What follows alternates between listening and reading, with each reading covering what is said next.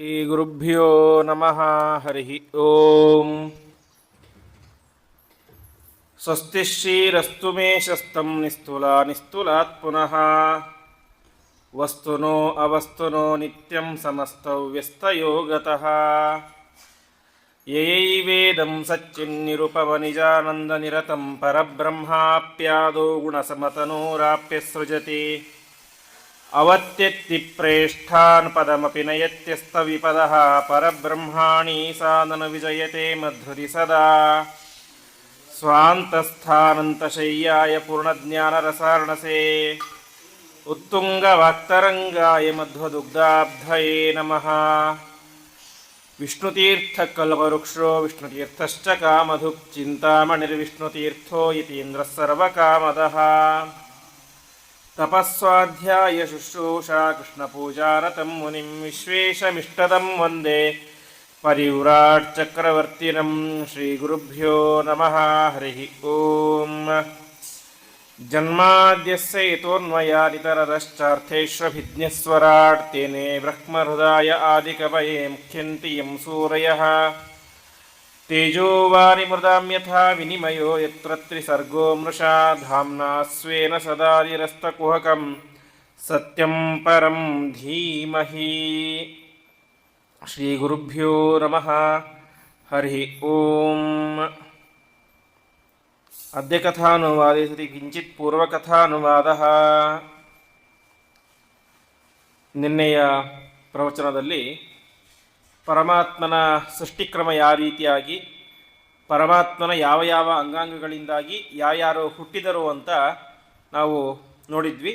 ಅದಾದ ಮೇಲೆ ಮತ್ತೆ ಪರಮಾತ್ಮನ ಮಹಿಮೆಯನ್ನು ಬ್ರಹ್ಮದೇವರು ನಾರದರಿಗೆ ಉಪದೇಶ ಮಾಡುವಂಥ ಭಾಗ.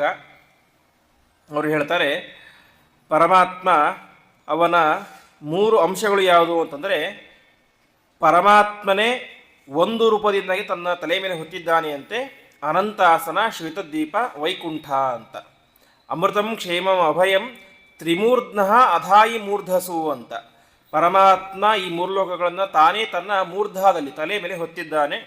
ಅಲ್ಲಿ ಪರಮಾತ್ಮನ ವಿಶೇಷವಾದಂತಹ ರೂಪ ಇರುತ್ತೆ. ಅಂತಹ ಆ ಮೂರು ಲೋಕಗಳನ್ನು ದೇವತೆಗಳಿಗೆ ಮಾತ್ರ ಗಮ್ಯ ಆಗಿದೆ ಅಂತ. ಅರ್ಥಾತ್ ವೈಕುಂಠ, ಅನಂತಾಸನ ಮತ್ತು ಶ್ವೇತದ್ವೀಪಗಳಿಗೆ ಸಾಮಾನ್ಯರು ಹೋಗ್ಲಿಕ್ಕೆ ಸಾಧ್ಯ ಇಲ್ಲ. ದೊಡ್ಡ ದೊಡ್ಡ ಜ್ಞಾನಿಗಳು, ದೇವತೆಗಳು ಮಾತ್ರ ಹೋಗಲಿಕ್ಕೆ ಸಾಧ್ಯ. ಅಂತಹ ಪರಮಾತ್ಮ ಅಲ್ಲಿ ವಿಶೇಷವಾಗಿ ಲಕ್ಷ್ಮೀದೇವಿಯನ್ನು ಸಹಿತನಾಗಿದ್ದುಕೊಂಡು ಲಕ್ಷ್ಮೀದೇವಿಯ ಸೇವೆಯನ್ನು ಸ್ವೀಕಾರ ಮಾಡ್ತಾ ಇರ್ತಾನೆ. ಅದಾದ ಮೇಲೆ ಆ ಮೂರು ಲೋಕದಲ್ಲಿಯೇ ಸ್ವರ್ಗಲೋಕ ಅಂತ ಇದೆ. ಆ ಸ್ವರ್ಗಲೋಕದ ಕೆಳಗೆ ವೈಶ್ವಾನರ ಲೋಕ ಎನ್ನುವಂಥ ಒಂದು ಲೋಕ ಇದೆ. ಅಲ್ಲಿ ಪರಮಾತ್ಮನ ಯಜ್ಞಪುರುಷ ಎನ್ನುವಂತಹ ರೂಪ ಇದೆ ಎಂಬುದಾಗಿ ತಿಳಿಸ್ತಾರೆ. ಹೀಗೆ ಅನೇಕ ವಿಚಾರಗಳನ್ನು ಹೇಳಿ ಮುಂದೆ ಬ್ರಹ್ಮದೇವರು ಹೇಳ್ತಾರೆ, ನನಗೆ ನನ್ನ ಸೃಷ್ಟಿ ಪ್ರಾರಂಭದಲ್ಲಿ ಆಯಿತು. ಯದಾಸ್ಯ ನಾಭ್ಯಾ ನಲಿನಾದಹಮಾಸಂ ಮಹಾತ್ಮನಃ ನಾವಿಂದಂ ಯಜ್ಞ ಸಂಭಾರಾನ್ ಪುರುಷ ವೈವಾನೃತೆ ಅಂತ ನನ್ನ ಸೃಷ್ಟಿ ಆಯಿತು.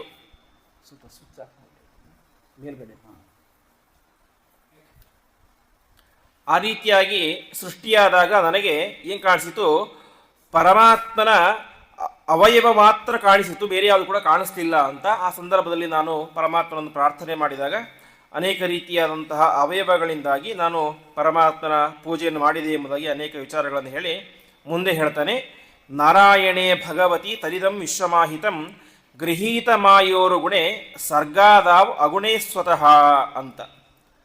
ಪರಮಾತ್ಮ ತಾನು ಸೃಷ್ಟಿಯ ಪ್ರಾರಂಭದಲ್ಲಿ ತಾನೇ ಮಾಡಿದ ಪ್ರಕೃತಿಯ ಗುಣಗಳನ್ನು ಬಳಸಿಕೊಂಡ ಅಂತ. ಗುಣಗಳು ಅಂತಂದರೆ ಸತ್ವ, ರಜಸ್ಸು, ತಮಸ್ಸು ಅಂತ. ಸತ್ವ ಅಂದರೆ ಅತ್ಯಂತ ಪ್ಯೂರ್, ಯಾವುದೇ ದೋಷ ಇಲ್ಲ ಅಂತ. ತಮಸ್ಸು ಅಂದರೆ ಪ್ಯೂರ್ಗೆ ವಿರುದ್ಧವಾದದ್ದು, ಪೂರ್ತಿ ದೋಷದಿಂದ ಕೂಡಿದ್ದು ಅಂತ. ರಜಸ್ಸು ಅಂದರೆ ಅರ್ಧ ದೋಷ ಅರ್ಧ ಒಳ್ಳೆಯ ಗುಣಗಳು ಅಂತ. ಈ ಮೂರು ಗುಣಗಳು ಅಂತ ಪರಮಾತ್ಮೆ ಮಾಡಿದ ಈ ಪ್ರಕೃತಿಯಲ್ಲಿ ಇರುವಂತಹ ಈ ಮೂರು ಗುಣಗಳನ್ನು ಬಳಸಿಕೊಂಡು ಸೃಷ್ಟಿಯನ್ನು ಮಾಡಿದ. ಆದರೆ ಈ ಮೂರು ಗುಣಗಳ ಲೇಪ ಎಂಬುದು ಪರಮಾತ್ಮನಿಗೆ ಇಲ್ಲ ಅಂತ. ಹೇಗೆ ಅಂತಂದರೆ, ಕಮಲ ಇರುತ್ತೆ, ಕಮಲ ಬೆಳೆಯೋದಿಲ್ಲಿ ಕೆಸರಿನಲ್ಲಿ, ನೀರಿನಲ್ಲಿ. ಆದರೆ ಆ ಕಮಲದ ಮೇಲೆ ಒಂದು ಹನಿ ನೀರಕ್ಕೆ ನಿಲ್ಲೋದೇ ಇಲ್ಲ, ಮತ್ತೆ ಮಾಡ್ತೀವಿ, ಬಿದ್ದಿ ಬಿಡ್ತೀವಿ ಕೆಳಗಡೆ. ಹೀಗೆ ಕಮಲ ಎಂಬುದು ನೀರಿನಲ್ಲಿ ಇದ್ದರೂ ನೀರನ್ನು ನಡೆಸ್ಕೊಳ್ಳೋದಿಲ್ವೋ, ಅದೇ ರೀತಿಯಾಗಿ ಪರಮಾತ್ಮ ತಾನು ಇಡೀ ಜಗತ್ತನ್ನು ಸೃಷ್ಟಿ ಮಾಡಿದರೂ ಕೂಡ ಏನಿಲ್ಲ ಪರಮಾತ್ಮನಿಗೆ ಅದರ ಪ್ರಭಾವ ಎಫೆಕ್ಟ್ ಅನ್ನೋದಿಲ್ಲ ಅಂತ. ನಮಗೆಲ್ಲ ಇವತ್ತು ಅಜ್ಞಾನ ಬರುತ್ತೆ, ನಿದ್ದೆ ಬರುತ್ತೆ, ಇನ್ನೊಂದೇನೆಲ್ಲ ಆಗ್ತಾ ಇರುತ್ತೆ. ಪ್ರಭಾವ ಯಾವುದ್ರದ್ದು? ರಜೋಗುಣ ಮತ್ತು ತಮೋಗುಣದ ಪ್ರಭಾವ. ಆದರೆ ಪರಮಾತ್ಮನಿಗೆ ಈ ಗುಣಗಳ ಎಫೆಕ್ಟ್ ಅನ್ನೋದಿಲ್ಲ. ಹಾಗಾಗಿ ಪರಮಾತ್ಮನಿಗೇನಿಲ್ಲ, ಅಜ್ಞಾನ ಇಲ್ಲ, ಯಾವುದೇ ರೀತಿಯಾದಂತಹ ದೋಷ ಇಲ್ಲ, ನಿದ್ರೆ ಇಲ್ಲ. ನಿದ್ರೆ ಮಾಡ್ತಾನಲ್ವ ಅಂತ ಕೇಳಿದ್ರೆ ಅದು ಯೋಗ ನಿದ್ರೆ ಅಂತ. ಹಾಗಾಗಿ ಪರಮಾತ್ಮನಿಗೆ ಯಾವುದೇ ರೀತಿಯಾದಂತಹ ಗುಣಗಳ ಪ್ರಭಾವ, ಅದರಿಂದಾಗಿ ಎಫೆಕ್ಟ್ ಎಂಬುದು ಇಲ್ಲ ಅಂತ. ಇಂತಹ ಪರಮಾತ್ಮ ಏನು ಮಾಡ್ತಾನೆ? ಸೃಜಾಮಿ ತನ್ನಿಯುಕ್ತೋಹಂ ಹರೋ ಹರತಿ ತದ್ವಶಃ ಅಂತ ನನ್ನೊಳಗಡೆ ಇದ್ದುಕೊಂಡು ಬ್ರಹ್ಮ ಎಂಬೊಂದು ರೂಪದಿಂದ ಇದ್ದುಕೊಂಡು ಪರಮಾತ್ಮನೇನೆ ಇಡೀ ಬ್ರಹ್ಮಾಂಡದ ಸೃಷ್ಟಿಯನ್ನು ಮಾಡ್ತಾನೆ. ಮತ್ತೆ ಕೊನೆಗೆ ಶಿವನ ಅಂತರ್ಯಾಮಿಯಾಗಿ ಇದ್ದುಕೊಂಡು ಇಡೀ ಜಗತ್ತನ್ನು ಸಂಹಾರವನ್ನು ಮಾಡ್ತಾನೆ.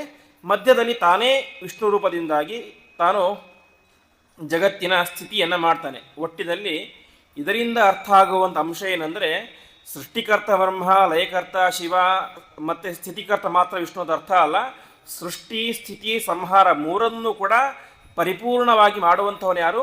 ಪರಮಾತ್ಮನೊಬ್ಬನೇ ಆಗಿದ್ದಾನೆ. ಅವನನ್ನು ಬಿಟ್ಟು ಬೇರೆ ಯಾರು ಕೂಡ ಇದನ್ನು ಪೂರ್ತಿಯಾಗಿ ಮಾಡಲಿಕ್ಕೆ ಸಾಧ್ಯ ಇಲ್ಲ. ಬ್ರಹ್ಮದೇವರಾಗಲಿ ರುದ್ರದೇವರಾಗಲಿ ಅದು ಒಂದು ಅಧಿಷ್ಠಾನ ಮಾತ್ರ. ಆದರೆ ಅವರಲ್ಲಿ ಇದ್ದುಕೊಂಡು ಮಾಡೋನು ಯಾರಾಗಿದ್ದಾನೆ? ಪರಮಾತ್ಮನೇ ಆಗಿದ್ದಾನೆ. ಸ್ವತಃ ಬ್ರಹ್ಮದೇವರು ಹೇಳ್ತಾ ಇದ್ದಾರೆ, ಈ ಬ್ರಹ್ಮದೇವರಲ್ಲಿ ಇದ್ದುಕೊಂಡು ಸೃಷ್ಟಿ ಮಾಡ್ತಾನೆ ಪರಮಾತ್ಮ ಅಂತ ಬೇರೆ ಯಾರು ಹೇಳಿದರೆ ಅದರಲ್ಲಿ ನಮಗೆ ಅಷ್ಟು ನಂಬಿಕೆ ಬರ್ತಾ ಇರಲಿಲ್ಲ. ಆದರೆ ಇದನ್ನು ಹೇಳ್ತಾ ಇರೋದು ಯಾರು? ಸ್ವತಃ ಬ್ರಹ್ಮದೇವರೇ ಹೇಳ್ತಾ ಇದ್ದಾರೆ. ಹಾಗಾಗಿ ಅತ್ಯಂತ ಪ್ರಾಮಾಣಿಕವಾದಂತಹ ಮಾತು ಎಂಬುದಾಗಿ ಚಿಂತನೆಯನ್ನು ಮಾಡಬೇಕು. ಇಷ್ಟು ಅನೇಕ ವಿಚಾರಗಳನ್ನು ಬ್ರಹ್ಮದೇವರು ನಾರದರಿಗೆ ಹೇಳಿ ಅವ್ರು ಹೇಳ್ತಾರೆ, ನಾನು ಹೇಳಿದ್ದು ತುಂಬ ಸ್ವಲ್ಪ, ನನಗೆ ಪರಮಾತ್ಮನ ಮೇಲೆ ಹೇಳಿದ್ನಲ್ಲ ಅದೇನಿದೆ ತುಂಬ ಸ್ವಲ್ಪ, ನನಗೆಷ್ಟು ಗೊತ್ತಿರೋ ಅಷ್ಟು ಮಾತ್ರ ಹೇಳಿದ್ದೇನೆ. ಹಾಗಾಗಿ ನನಗೂ ಕೂಡ ಏನು ಗೊತ್ತಿಲ್ಲ, ಪರಮಾತ್ಮನ ಬಗ್ಗೆ ಪೂರ್ತಿಯಾಗಿ ಗೊತ್ತಿಲ್ಲ ಅಂತ ಬ್ರಹ್ಮದೇವರು ಹೇಳ್ತಾ ಇದ್ದಾರೆ. ನಭಾರತಿ ಮೇಂಗ ಮೃಷೋಪಲಕ್ಷತೆ ನಕರ್ಹಿ ಚಿನ್ಮೆ ಮನಸೋ ಮೃಷಾಗತಿ ಅಂತ. ನೋಡು ನಾರದ, ನನಗೆ ಪರಮಾತ್ಮನ ಬಗ್ಗೆ ಪೂರ್ತಿಯಾಗಿ ಸರ್ವಥಾ ಗೊತ್ತಿಲ್ಲ. ಅಷ್ಟು ಮಾತ್ರ ಅಲ್ಲ, ನಾನು ಮಾತನಾಡಿದಂತಹ ಮಾತು ಯಾವತ್ತೂ ಸುಳ್ಳಾಗಲ್ಲ. ನಾನು ಯಾವತ್ತೂ ಸುಳ್ಳನ್ನು ಮಾತಾಡಿಲ್ಲ, ವ್ಯರ್ಥವಾದಂತಹ ಮಾತನ್ನು ಆಡಿಲ್ಲ. ಆದರೂ ಕೂಡ ನನಗೇನು ಗೊತ್ತಿಲ್ಲ, ಪರಮಾತ್ಮನ ಬಗ್ಗೆ ಪೂರ್ತಿಯಾಗಿ ಗೊತ್ತಿಲ್ಲ ಅಂತ. ಅದೇ ತಾತ್ಪರ್ಯ ಇಷ್ಟು. ಬ್ರಹ್ಮದೇವರು ನಮಗೆಲ್ಲ ಗೊತ್ತಿರುವಂತೆ ಜೀವೋತ್ತಮರು, ರುಜುದೇವತೆಗಳು. ರುಜುದೇವತೆಗಳಲ್ಲಿ ಅಗ್ರಸ್ಥಾನ ಯಾರಿಗೆ? ಬ್ರಹ್ಮದೇವರಿಗೆ. ನಂತರದ ಸ್ಥಾನ ವಾಯುದೇವರಿಗೆ. ನಂತರದ ಸ್ಥಾನ ಲಾತವ್ಯರಿಗೆ. ಹೀಗೆ ಬ್ರಹ್ಮದೇವರು ಪರಿಶುದ್ಧರಾಗಿದ್ದಾರೆ, ದೋಷದ ಸ್ಪರ್ಶವೇ ಇಲ್ಲ. ಅವರ ಮನಸ್ಸಿನಲ್ಲಿ ಯಾವತ್ತೂ ಕೂಡ ಅನ್ಯಥಾ ಜ್ಞಾನ, ಮಿಥ್ಯಾಜ್ಞಾನ, ಸುಳ್ಳುಗಳು ಯಾವುದು ಬರಲಿಕ್ಕೆ ಸಾಧ್ಯ ಇಲ್ಲ. ಅಂತಹ ಬ್ರಹ್ಮದೇವರು ಹೇಳ್ತಾ ಇದ್ದಾರೆ, ನಾನು ಕೂಡ ಪರಮಾತ್ಮನನ್ನು ಪೂರ್ತಿಯಾಗಿ ತಿಳಿದಿಲ್ಲ. ಆಮೇಲೆ ಹೇಳ್ತಾರೆ, ನನ್ನ ಮನಸ್ಸು ಯಾವತ್ತಿದ್ರೂ ಕೂಡ ಕೆಟ್ಟ ಕಡೆಗೆ ಹೋಗೋದಿಲ್ಲ ಅಂತ ಹೇಳ್ತಾರೆ. ನಮೇ ಹೃಷಿಕಾಣಿ ಪತಂತಿ ಅಸತ್ ಪಥೆ. ನನ್ನ ಮನಸ್ಸು, ನನ್ನ ಇಂದ್ರಿಯಗಳು ಯಾವತ್ತೂ ಕೂಡ ಕೆಟ್ಟ ದಾರಿಯಲ್ಲಿ ಹೋಗೋದಿಲ್ಲ ಅಂತ. ಯಾಕೆ ಹೋಗೋದಿಲ್ಲ ಅಂತಂದರೆ, ಎನ್ನೇ ಹೃದೌ ಉತ್ಕಂಠವತ ಧೃತೋ ಹರಿಹಿ ಅಂತ. ಮನಸ್ಸು ಯಾವಾಗ ಬೇರೆ ವಿಷಯಗಳ ಕಡೆಗೆ ಹೋಗುತ್ತೆ ಅಂತಂದರೆ, ಒಳಗಡೆ ಪರಮಾತ್ಮ ಸನ್ನಿಧಾನ ಇಲ್ಲದೆ ಹೋದರೆ ಏನಾಗುತ್ತೆ, ಅದು ಬೇರೆ ವಿಷಯಗಳ ಕಡೆ ಹೋಗುತ್ತೆ. ಅದಕ್ಕೆ ಬ್ರಹ್ಮದೇವರು ಹೇಳ್ತಾರೆ, ನನ್ನ ಮನಸ್ಸಿನಲ್ಲಿ ಪರಮಾತ್ಮ ಯಾವಾಗಲೂ ಇದ್ದಾನೆ, ನನ್ನನ್ನು ಬಿಟ್ಟು ಒಂದು ಕ್ಷಣವೂ ಕೂಡ ಪರಮಾತ್ಮ ದೂರ ಇರೋದಿಲ್ಲ. ಆಗಿದ್ದಕ್ಕೇನಾಗುತ್ತೆ, ನನ್ನ ಇಂದ್ರಿಯಗಳು ಕೂಡ ಬೇರೆ ಕಡೆಗೆ ಹೋಗೋದೇ ಇಲ್ಲ. ಪರಮಾತ್ಮ ಇದ್ದರೆ ಏನಾಗುತ್ತೆ, ಮನಸ್ಸೆಂಬುದು ಪರಮಾತ್ಮ ಕಡೆಗೆ ಹೋಗಿಬಿಡುತ್ತೆ. ಹಾಗಾಗಿ ನನ್ನ ಇಂದ್ರಿಯಗಳು ಯಾವತ್ತೂ ಕೂಡ ಬೇರೆ ವಿಷಯಗಳ ಕಡೆಗೆ ಹೋಗೋದೇ ಇಲ್ಲ. ಮತ್ತೆ ಹೇಳ್ತಾರೆ, ಅಂದರೆ ತಮ್ಮ ಬಗ್ಗೆ ಹೇಳ್ಕೊಳ್ತಾರೆ ಬ್ರಹ್ಮದೇವರು, ನಾನು ಹೇಗಿದ್ದೀನಿ, ನನ್ನ ಗುಣಗಳೇನು ಅಂತ. ಅದರ ಅರ್ಥ ಅವರು ಜೀವೋತ್ತಮರಾಗಿದ್ದಾರೆ ಎಂಬುದನ್ನು ಜಗತ್ತಿಗೆ ತಿಳಿಸಿಕೊಡ್ಬೇಕಂತ ಹೇಳ್ತಾ ಇದ್ದಾರೆ. ಮತ್ತೆ ಹೇಳ್ತಾರೆ, ಸೋಹಂ ಸಮಾಮ್ನಾಯ ಮಯಸ್ತಪೋಮಯ ಅಂತ, ನಾನು ಸಮಗ್ರ ವೇದಗಳನ್ನು ಕೂಡ ತಿಳಿದಿದ್ದೇನೆ ಅಂತ. ಏಕೆಂದರೆ ತೇನೇ ಬ್ರಹ್ಮ ಹೃದಯ ಆದಿಕವಯೇ ಅಂತ ಹೇಳುವಂತೆ ಪರಮಾತ್ಮ ಮೊಟ್ಟ ಮೊದಲು ಎಲ್ಲವನ್ನು ಕೂಡ ಉಪದೇಶ ಮಾಡಿದ್ಯಾರಿಗೆ? ತನ್ನ ಮಗನಾದಂತಹ ಬ್ರಹ್ಮದೇವರಿಗೆ.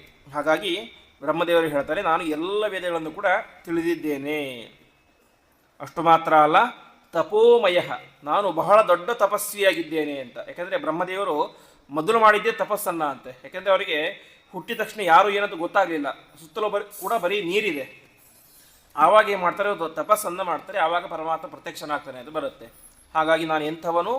ತಪೋಮಯ. ಮತ್ತು ಪ್ರಜಾಪತೀನಾಂ ಅಭಿವಂದಿತ ಪತಿ ಅಂತ, ಎಲ್ಲ ಪ್ರಜೆಗಳಿಗೂ ಕೂಡ ಪತಿಯಾಗಿದ್ದೆ, ದೊಡ್ಡ ಸ್ಥಾನದಲ್ಲಿ ಇದ್ದೇನೆ. ಮತ್ತು ಆಸ್ಥಾಯ ಯೋಗಂ ನಿಪುಣಂ ಸಮಾಹಿತ ಅಂತ, ಯೋಗವನ್ನು ಮಾಡೋದ್ರಲ್ಲಿ ಭಾರಿ ಎಕ್ಸ್ಪರ್ಟ್ ನಾನು ಅಂತ. ಯೋಗ ಅಂದರೆ ಇವತ್ತು ಮಾಡುವಂಥ ಪ್ರಾಣಾಯಾಮ ಇತ್ಯಾದಿ ಸಾಮಾನ್ಯ ಯೋಗಗಳಲ್ಲ. ಯೋಗ ಅಂದರೆ ನಿರಂತರವಾಗಿ ಸಮಾಧಿ ಅವಸ್ಥೆಯನ್ನು ತಲುಪಿ, ಮೊನ್ನೆ ಕೇಳಿದ್ವಿ ಪ್ರವಚನದಲ್ಲಿ, ಶಮೀಕ ಋಷಿಗಳು ತಪಸ್ಸನ್ನು ಮಾಡ್ತಾ ಇದ್ರು. ಯಾವ ರೀತಿಯಾಗಿ ಸಮಾಧಿ ಅವಸ್ಥೆಯಲ್ಲಿ ಕೊರಳ ಮೇಲೆ ಸತ್ತ ಹಾವನ್ನು ಹಾಕಿದರೂ ಕೂಡ ಅವರಿಗೇನಿಲ್ಲ, ಅದರ ಪರಿವೇ ಇಲ್ಲದಂತೆ ತಪಸ್ಸನ್ನು ಮಾಡ್ತಾ ಇದ್ದಾರೆ. ಮಳೆ ಗಾಳಿ ಬಿಸಿಲು ಏನೇ ಬರಲಿ ಅವರಿಗೆ ಎಚ್ಚರವೇ ಆಗೋದಿಲ್ಲ. ಅದು ಸಾಮಾನ್ಯ ಋಷಿಗಳು ಭೂಮಿಯ ಮೇಲೆ ಮಾಡುವಂತಹ ಸಮಾಧಿ ಅವಸ್ಥೆಯ ತಪಸ್ಸು. ಬ್ರಹ್ಮದೇವರು ಮಾಡುವಂತಹ ಸಮಾಧಿ ಅವಸ್ಥೆ ಅನ್ನೋದು ಊಹಿಸಲಿಕ್ಕೆ ಸಾಧ್ಯವೇ ಇಲ್ಲ. ಅಷ್ಟು ದೊಡ್ಡ ಯೋಗ ಸಮಾಧಿಗಳನ್ನು ಮಾಡಲಿಕ್ಕೆ ನನಗೆ ಏನಾಗಿದ್ದೇನೆ, ನಿಪುಣಂ ಸಮಾಹಿತ, ನಾನು ಭಾರಿ ನಿಪುಣ ಎಕ್ಸ್ಪರ್ಟ್ ಆಗಿಬಿಟ್ಟಿದ್ದೇನೆ ಅಂತ. ಇಷ್ಟಿದ್ದರೂ ಕೂಡ ಇಷ್ಟೆಲ್ಲ ಇದೆ. ಏನಾಗಿದೆ, ಎಲ್ಲ ವೇದಗಳು ಗೊತ್ತಿದ್ದಾವೆ, ಚೆನ್ನಾಗಿ ತಪಸ್ಸನ್ನು ಮಾಡ್ತೇನೆ, ಪ್ರಜಾಪತಿಗಳಲ್ಲಿ ಹಿರಿಯನಾಗಿದ್ದೇನೆ, ಯೋಗ ಮಾಡೋದ್ರಲ್ಲಿ ಎಕ್ಸ್ಪರ್ಟ್ ಆಗಿದ್ದೇನೆ, ಮತ್ತೇನಾಗಿದ್ದೇನೆ, ಪರಮಾತ್ಮನ ಮೊದಲ ಮಗ, ಜ್ಯೇಷ್ಠ ಪುತ್ರ. ಇಷ್ಟೆಲ್ಲ ಆಗಿದ್ದರೂ ಕೂಡ ಏನಾಗಿಲ್ಲ, ನನಗೆ ಪರಮಾತ್ಮನನ್ನು ಪೂರ್ತಿಯಾಗಿ ತಿಳಿಯಲಿಕ್ಕೆ ಸಾಧ್ಯ ಆಗಿಲ್ಲ. ಅಂತಹ ಪರಮಾತ್ಮನಿಗೆ ನಾನು ನಮಸ್ಕಾರ ಮಾಡ್ತಾ ಇದ್ದೇನೆ. ಅಂತಹ ಪರಮಾತ್ಮನ ಮಹಿಮೆಯನ್ನು ನಾನು ಅರಿಯಲಿಕ್ಕೆ ಸಾಧ್ಯ ಇಲ್ಲ, ಮುಖ್ಯ ಪ್ರಾಣದೇವರಿಗೂ ಪೂರ್ತಿಯಾಗಿ ತಿಳಿಯಲಿಕ್ಕೆ ಸಾಧ್ಯ ಇಲ್ಲ. ಅಂತಹದ ಮೇಲೆ ಉಳಿದವರ ಗತಿ ಏನು? ನಾಹಂ ನ ಉಯೂಯಂ ಬದ ತದ್ಗತಿಂ ವಿದುಹು ನ ವಾಮದೇವ, ರುದ್ರದೇವರು ಕೂಡ ಪೂರ್ತಿಯಾಗಿ ತಿಳಿಯಲಿಕ್ಕೆ ಸಾಧ್ಯ ಇಲ್ಲ. ಇನ್ನು ಉಳಿದ ದೇವತೆಗಳಿಗೂ ಕೂಡ ಸರ್ವಥಾ ಸಾಧ್ಯ ಇಲ್ಲ.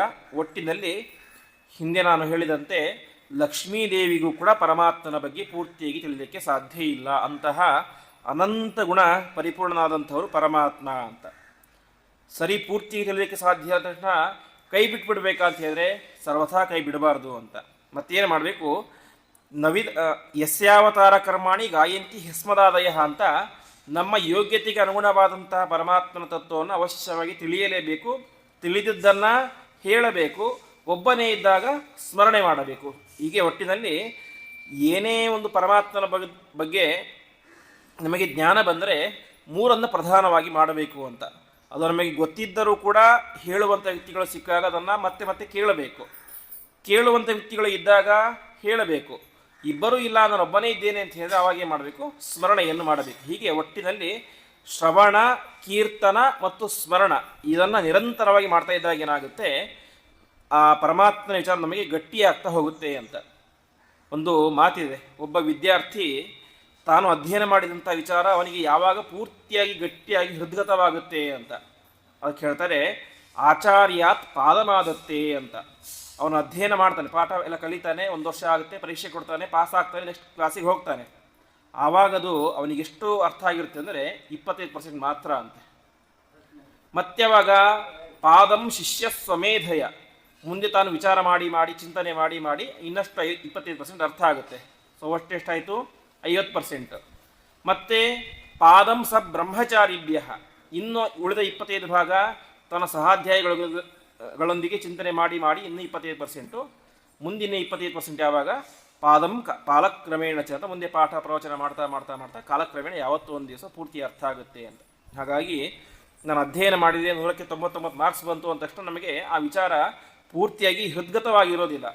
ಕಾಲಕ್ರಮೇಣದು ಏನಾಗುತ್ತೆ, ನಮಗೆ ಹೃದ್ಗತವಾಗ್ತಾ ಹೋಗುತ್ತೆ. ಹಾಗಾಗಿ ನಮ್ಮ ಯೋಗ್ಯತಾನುಸಾರವಾಗಿ ಯಸ್ಯಾವತಾರ ಕರ್ಮಾಣಿ ಗಾಯಂತಿ ಹ್ಯಸ್ಮದಾದಯ ಅಂತ ಎಲ್ಲ ಜ್ಞಾನಿಗಳು ಕೂಡ ತಮ್ಮ ತಮ್ಮ ಯೋಗ್ಯತಾನುಸಾರವಾಗಿ ತಾನು ಪರಮಾತ್ಮನ ಒಂದು ಗುಣಚಿಂತನೆಯನ್ನು ಅವಶ್ಯವಾಗಿ ಮಾಡಲೇಬೇಕು ಅಂತ ಹೇಳ್ತಾರೆ.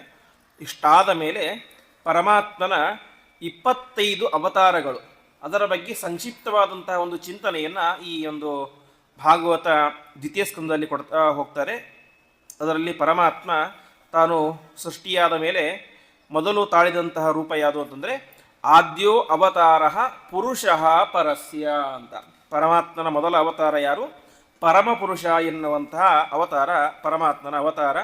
ಇಂತಹ ಪರಮಾತ್ಮ ತಾನು ಅವತಾರ ಮಾಡಿ ಇಡೀ ಜಗತ್ತನ್ನೇ ತನ್ನ ರೂಪವನ್ನಾಗಿ, ನಾವೇ ಹಿಂದೆ ಕೇಳಿದ್ವಿ ವಿರಾಟ್ ರೂಪ ಅಂತ. ಪರಮಾತ್ಮನ ಪಾತಾಳದಲ್ಲಿ ಪಾದ ಇದ್ದರೆ ತಲೆ ಎಂಬುದು ಸತ್ಯಲೋಕದಲ್ಲಿ ಇರುತ್ತೆ ಅಂತ. ಅಂತಹ ವಿರಾಟ್ ರೂಪದ ಪುರುಷರೂಪಿಯಾದಂತಹ ಪರಮಾತ್ಮ ತಾನು ಇಡೀ ಜಗತ್ತಿನ ಸೃಷ್ಟಿ ಸಂಹಾರಾದಿ ಕಾರ್ಯಗಳನ್ನು ನಿರಂತರವಾಗಿ ಮಾಡ್ತಾ ಇರ್ತಾನೆ ಅಂತ ಹೇಳಿ, ಆಮೇಲೆ ಪರಮಾತ್ಮನ ಒಂದೊಂದೇ ಅವತಾರಗಳ ಬಗ್ಗೆ ನಮಗೆ ಮಾಹಿತಿಯನ್ನು ಕೊಡ್ತಾ ಹೋಗ್ತಾರೆ.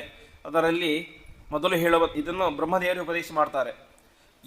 ಯತ್ರೋದ್ಗತಃ ಕ್ಷಿತಿತಲೋದ್ಧರಣಾಯ ಬಿಭ್ರತ್ ಕ್ರೌಡೀಂ ತನುಂ ಸಕಲ ಯಜ್ಞಮಯೀಂ ಅನಂತಃ ಅಂತರ್ಮಹಾರ್ಣವ ಉಪಾಗತ ಮಾದಿ ದೈತ್ಯಂ ತಂ ದಂಷ್ಟ್ರಯಾದ್ರಿಮಿವ ವಜ್ರಧರೋ ದಧಾರ.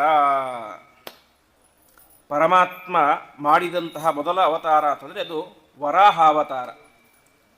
ವರಾಹಾವತಾರ ಅಂದರೆ ವರಾಹಾವತಾರ 2 ಸಲ ಆಗಿದೆ. ಒಂದು ಸೃಷ್ಟಿಯ ಪ್ರಾರಂಭದಲ್ಲಿ ಆದಂತಹ ವರಾಹಾವತಾರ, ಎರಡನೆಯದ್ದು ಹಿರಣ್ಯಾಕ್ಷನ ಸಂಹಾರಕ್ಕೋಸ್ಕರ ಆದಂತಹ ಅವತಾರ. ಇಲ್ಲಿ ಮೊದಲು ಆದಂತಹ ಅವತಾರದಲ್ಲಿ ಆ ಹಂದಿಯ ಅಂದರೆ ಪರಮಾತ್ಮನ ವರಾಹ ರೂಪದ ಬಣ್ಣ ಶ್ವೇತ ಬಣ್ಣ, ಬಿಳಿ ಬಣ್ಣ ಅಂತ. ಅದಕ್ಕೋಸ್ಕರ ನಾವು ಸಂಕಲ್ಪದಲ್ಲಿ ಏನು ಹೇಳ್ತೇವೆ, ಶ್ವೇತ ವಾರಾಹ ಕಲ್ಪೆ ಅಂತ. ಹೀಗೆ ಪರಮಾತ್ಮ ಏನು ಮಾಡಿದ, ಕ್ಷಿತಿತಲೋದ್ಧರಣಾಯ ಬಿಭ್ರತ್ ಅಂತ. ಪರಮಾತ್ಮ ಸೃಷ್ಟಿಯಲ್ಲಿ ಆಯಿತು, ಬ್ರಹ್ಮಾಂಡ ಸೃಷ್ಟಿಯಾಯಿತು. ಆವಾಗ ಒಬ್ಬ ದೈತ್ಯ ಇದ್ದ, ಆದಿಹಿರಣ್ಯಾಕ್ಷ ಅಂತ. ಅವನೇನು ಮಾಡಿದ, ಭೂಮಿಯನ್ನು ಎತ್ತಿ ತರ್ತಾ ಇದ್ದಾನಂತೆ ಪರಮಾತ್ಮ. ಅಂದರೆ ಭೂಮಿ ಸೃಷ್ಟಿಯೆಲ್ಲ ಆಯಿತು, ಆದರೆ ಭೂಮಿಗೆ ಇನ್ನೂ ಹೊಸದಾಗಿ ಸೃಷ್ಟಿಯಾಗಿದೆ. ಹಾಗಾಗಿ ಭೂಮಿ ಕೆಳಗಡೆ ಜಾರಿ ಬಿದ್ದುಬಿಡ್ತು, ತನ್ನ ಕಕ್ಷೆಯಿಂದ ಜಾರಿ ಬಿದ್ದುಬಿಡ್ತು. ಆವಾಗ ಪರಮಾತ್ಮ ಏನು ಮಾಡಿದ, ತಕ್ಷಣದಲ್ಲಿ ಒಂದು ವರಾಹ ರೂಪವನ್ನು ತಾಳಿ ಅದನ್ನು ಮೇಲಕ್ಕೆ ಎತ್ತಿದ. ಸಮುದ್ರದಲ್ಲಿ ಬಿದ್ದಂತಹ ಭೂಮಿಯನ್ನು ಪರಮಾತ್ಮ ಮೇಲಕ್ಕೆತ್ತಿ ತರ್ತಾ ಇದ್ದಾನೆ. ಆವಾಗ ಒಬ್ಬ ದೈತ್ಯ ಬಂದ, ಅವನೇ ಆದಿಹಿರಣ್ಯಾಕ್ಷ ಅಂತ. ಅವನೇ ಮಾಡಿದ, ಪರಮಾತ್ಮನ ಈ ಒಂದು ಕಾರ್ಯಕ್ಕೆ ಅಡ್ಡಿಯನ್ನು ಉಂಟು ಮಾಡಿದ. ಪರಮಾತ್ಮನ ಜೊತೆಗೆ ಯುದ್ಧ ಮಾಡಲಿಕ್ಕೆ ನಿಂತುಕೊಂಡ. ಆ ಸಂದರ್ಭದಲ್ಲಿ ಪರಮಾತ್ಮ ಏನು ಮಾಡಿದ, ತಂ ದಂಷ್ಟ್ರಯಾದ್ರಿಮೇವ ವಜ್ರದದೋಧದಾರ ಅಂತ ಅವನ ಕಿವಿಗೆ ಹೊಡೆದು ಸಂಹಾರ ಮಾಡಿದ ಅಂತೆ. ಕೇವಲ ಈ ಕಿವಿಗೆ ಹೊಡೆದ, ಸತ್ತು ಹೋದ. ಹೀಗೆ ಪರಮಾತ್ಮ ತನ್ನ ಆದಿ ವರಾಹಾವತಾರ ರೂಪದಿಂದಾಗಿ ವಿಶೇಷವಾಗಿ ಆದಿ ಹಿರಣ್ಯಾಕ್ಷ ಎನ್ನುವಂತಹ ಆ ದೈತ್ಯನನ್ನು ಸಂಹಾರ ಮಾಡಿ ಭೂಮಿಯನ್ನು ಮತ್ತೆ ಅದರ ಕಕ್ಷೆಯಲ್ಲಿ ಇಟ್ಟ. ಮತ್ತೆ ಭೂಮಿ ಯಥಾವತ್ತಾಗಿ ಹಾಗೇ ಇತ್ತು. ಮತ್ತೆ ಅನೇಕ ಕೋಟ್ಯಾನುಗಟ್ಟಲೆ ವರ್ಷ ಆದ ಮೇಲೆ ಮತ್ತೆ ಇನ್ನೊಬ್ಬ ಹಿರಣ್ಯಾಕ್ಷ ಬಂದ, ಈ ಜಯ ವಿಜಯರ ಅವತಾರವಾದಂತಹ ಹಿರಣ್ಯಾಕ್ಷ, ಹಿರಣ್ಯಕಶ್ಯಪು. ಆ ಹಿರಣ್ಯಾಕ್ಷ ತಾನೇ ಮಾಡಿದ, ಮತ್ತೆ ಭೂಮಿಯನ್ನು ಕಕ್ಷೆಯಿಂದ ಕೆಳಗಡೆ ಇಳಿಸಿದ. ಆವಾಗ ಮತ್ತೆ ಪರಮಾತ್ಮ ಅವತಾರವನ್ನು ಮಾಡಿ ಸಂಹಾರ ಮಾಡಿದ. ಹೀಗೆ ಪರಮಾತ್ಮನ ಅವತಾರಗಳಲ್ಲಿ ಮೊದಲಾದಂತಹ ಅವತಾರ ಅಂತಂದರೆ ಇದು ಆದಿ ವರಾಹಾವತಾರ ಅಂತ. ಹೀಗೆ ವರಾಹಾವತಾರದ ಬಗ್ಗೆ ಹೇಳಿ ಮುಂದೆ ಪರಮಾತ್ಮನ ಇನ್ನೊಂದು ಅವತಾರ ಯಜ್ಞನಾಮಕನಾದಂತಹ ಅವತಾರ, ಯಜ್ಞನಾಮಕ ಅವತಾರ ಅಂತ.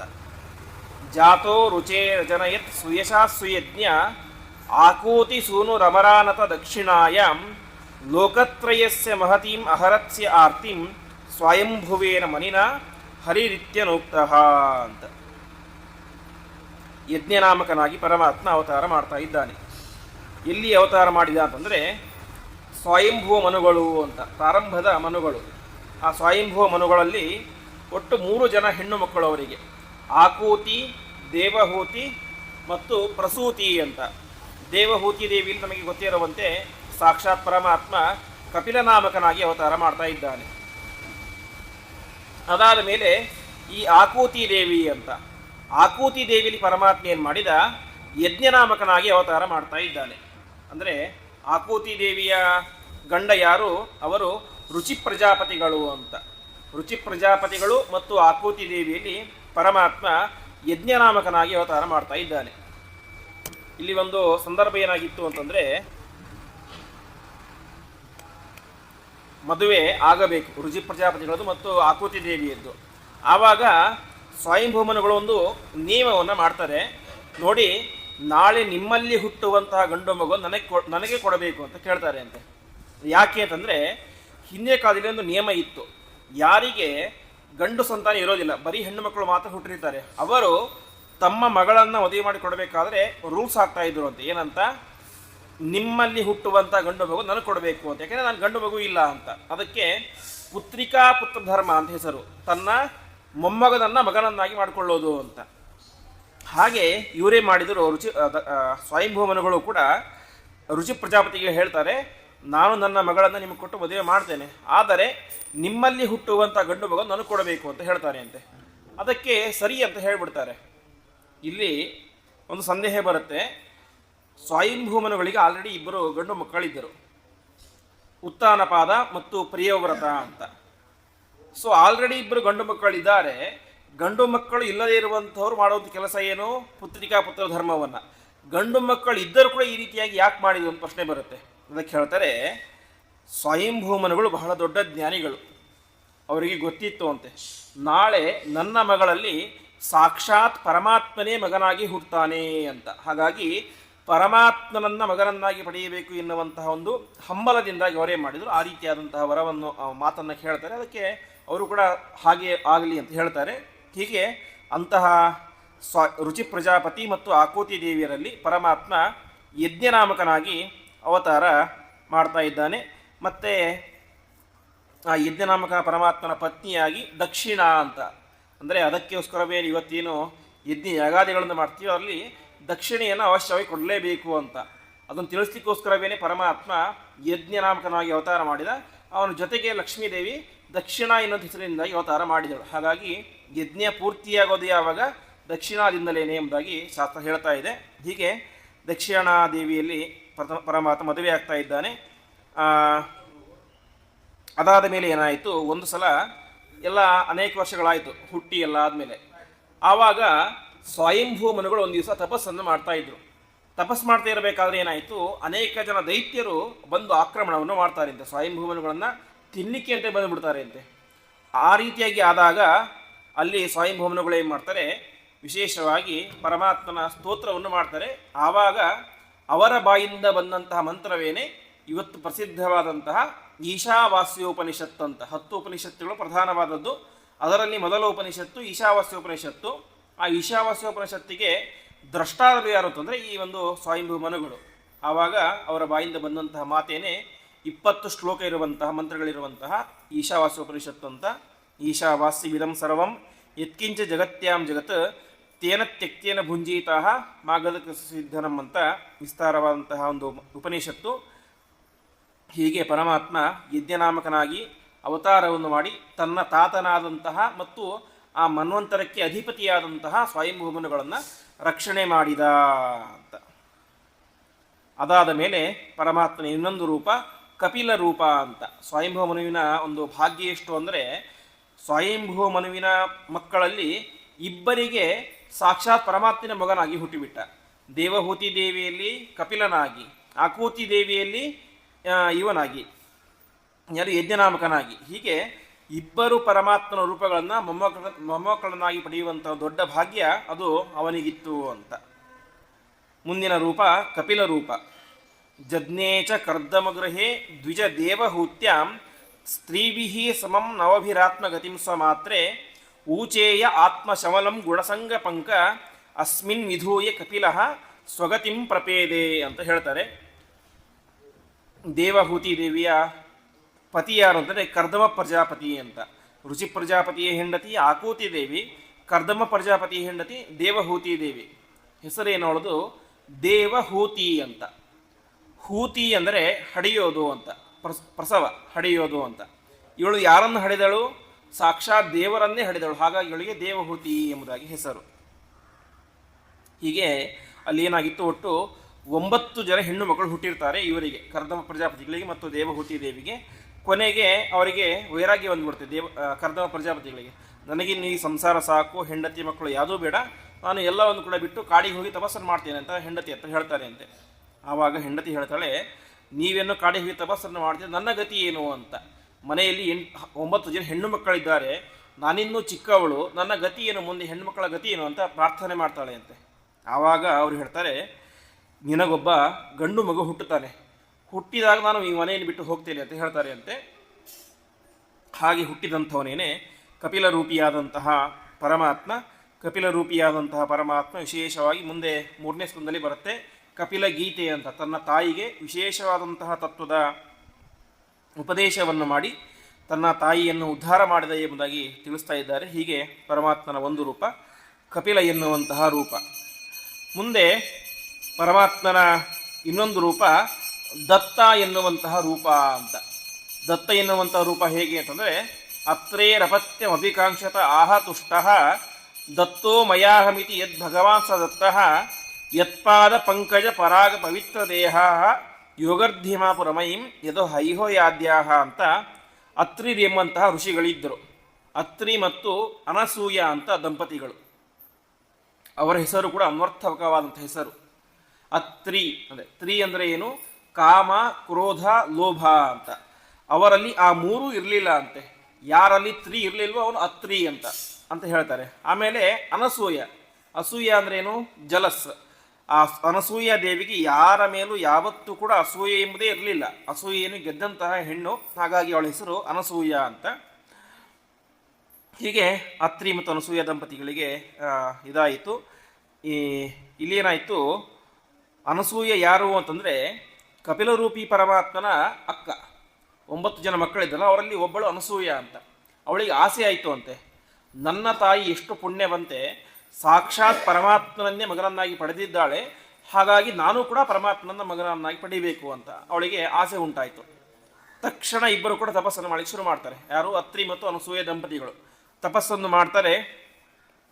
ಆವಾಗ ಅವರೇನು ಮಾಡ್ತಾರೆ, ತ್ರಿಮೂರ್ತಿಗಳನ್ನು ಕೂಡ ಧ್ಯಾನ ಮಾಡ್ತಾರೆ ಅಂತೆ. ಅರ್ಥಾತ್ ವಿಷ್ಣು ಮತ್ತು ಬ್ರಹ್ಮ, ರುದ್ರ 3 ಜನರನ್ನು ಕೂಡ ಧ್ಯಾನ ಮಾಡ್ತಾರೆ.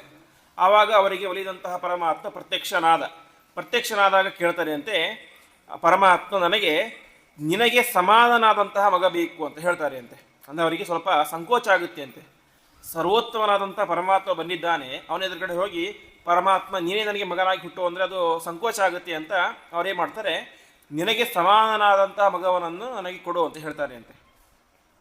ಅದಕ್ಕೆ ಪರಮಾತ್ಮ ಹೇಳ್ತಾನೆ, ನನಗೆ ಸಮಾನರಾದಂಥವರು ಯಾರೂ ಕೂಡ ಇಲ್ಲ ಜಗತ್ತಿನಲ್ಲಿ, ನಾನೊಬ್ಬನೇ, ಹಾಗಾಗಿ ನಾನೇ ನಿನಗೆ ಮಗನಾಗಿ ಹುಟ್ಟುತ್ತೇನೆ ಎಂಬುದಾಗಿ ಹೇಳ್ತಾನೆ ಪರಮಾತ್ಮ.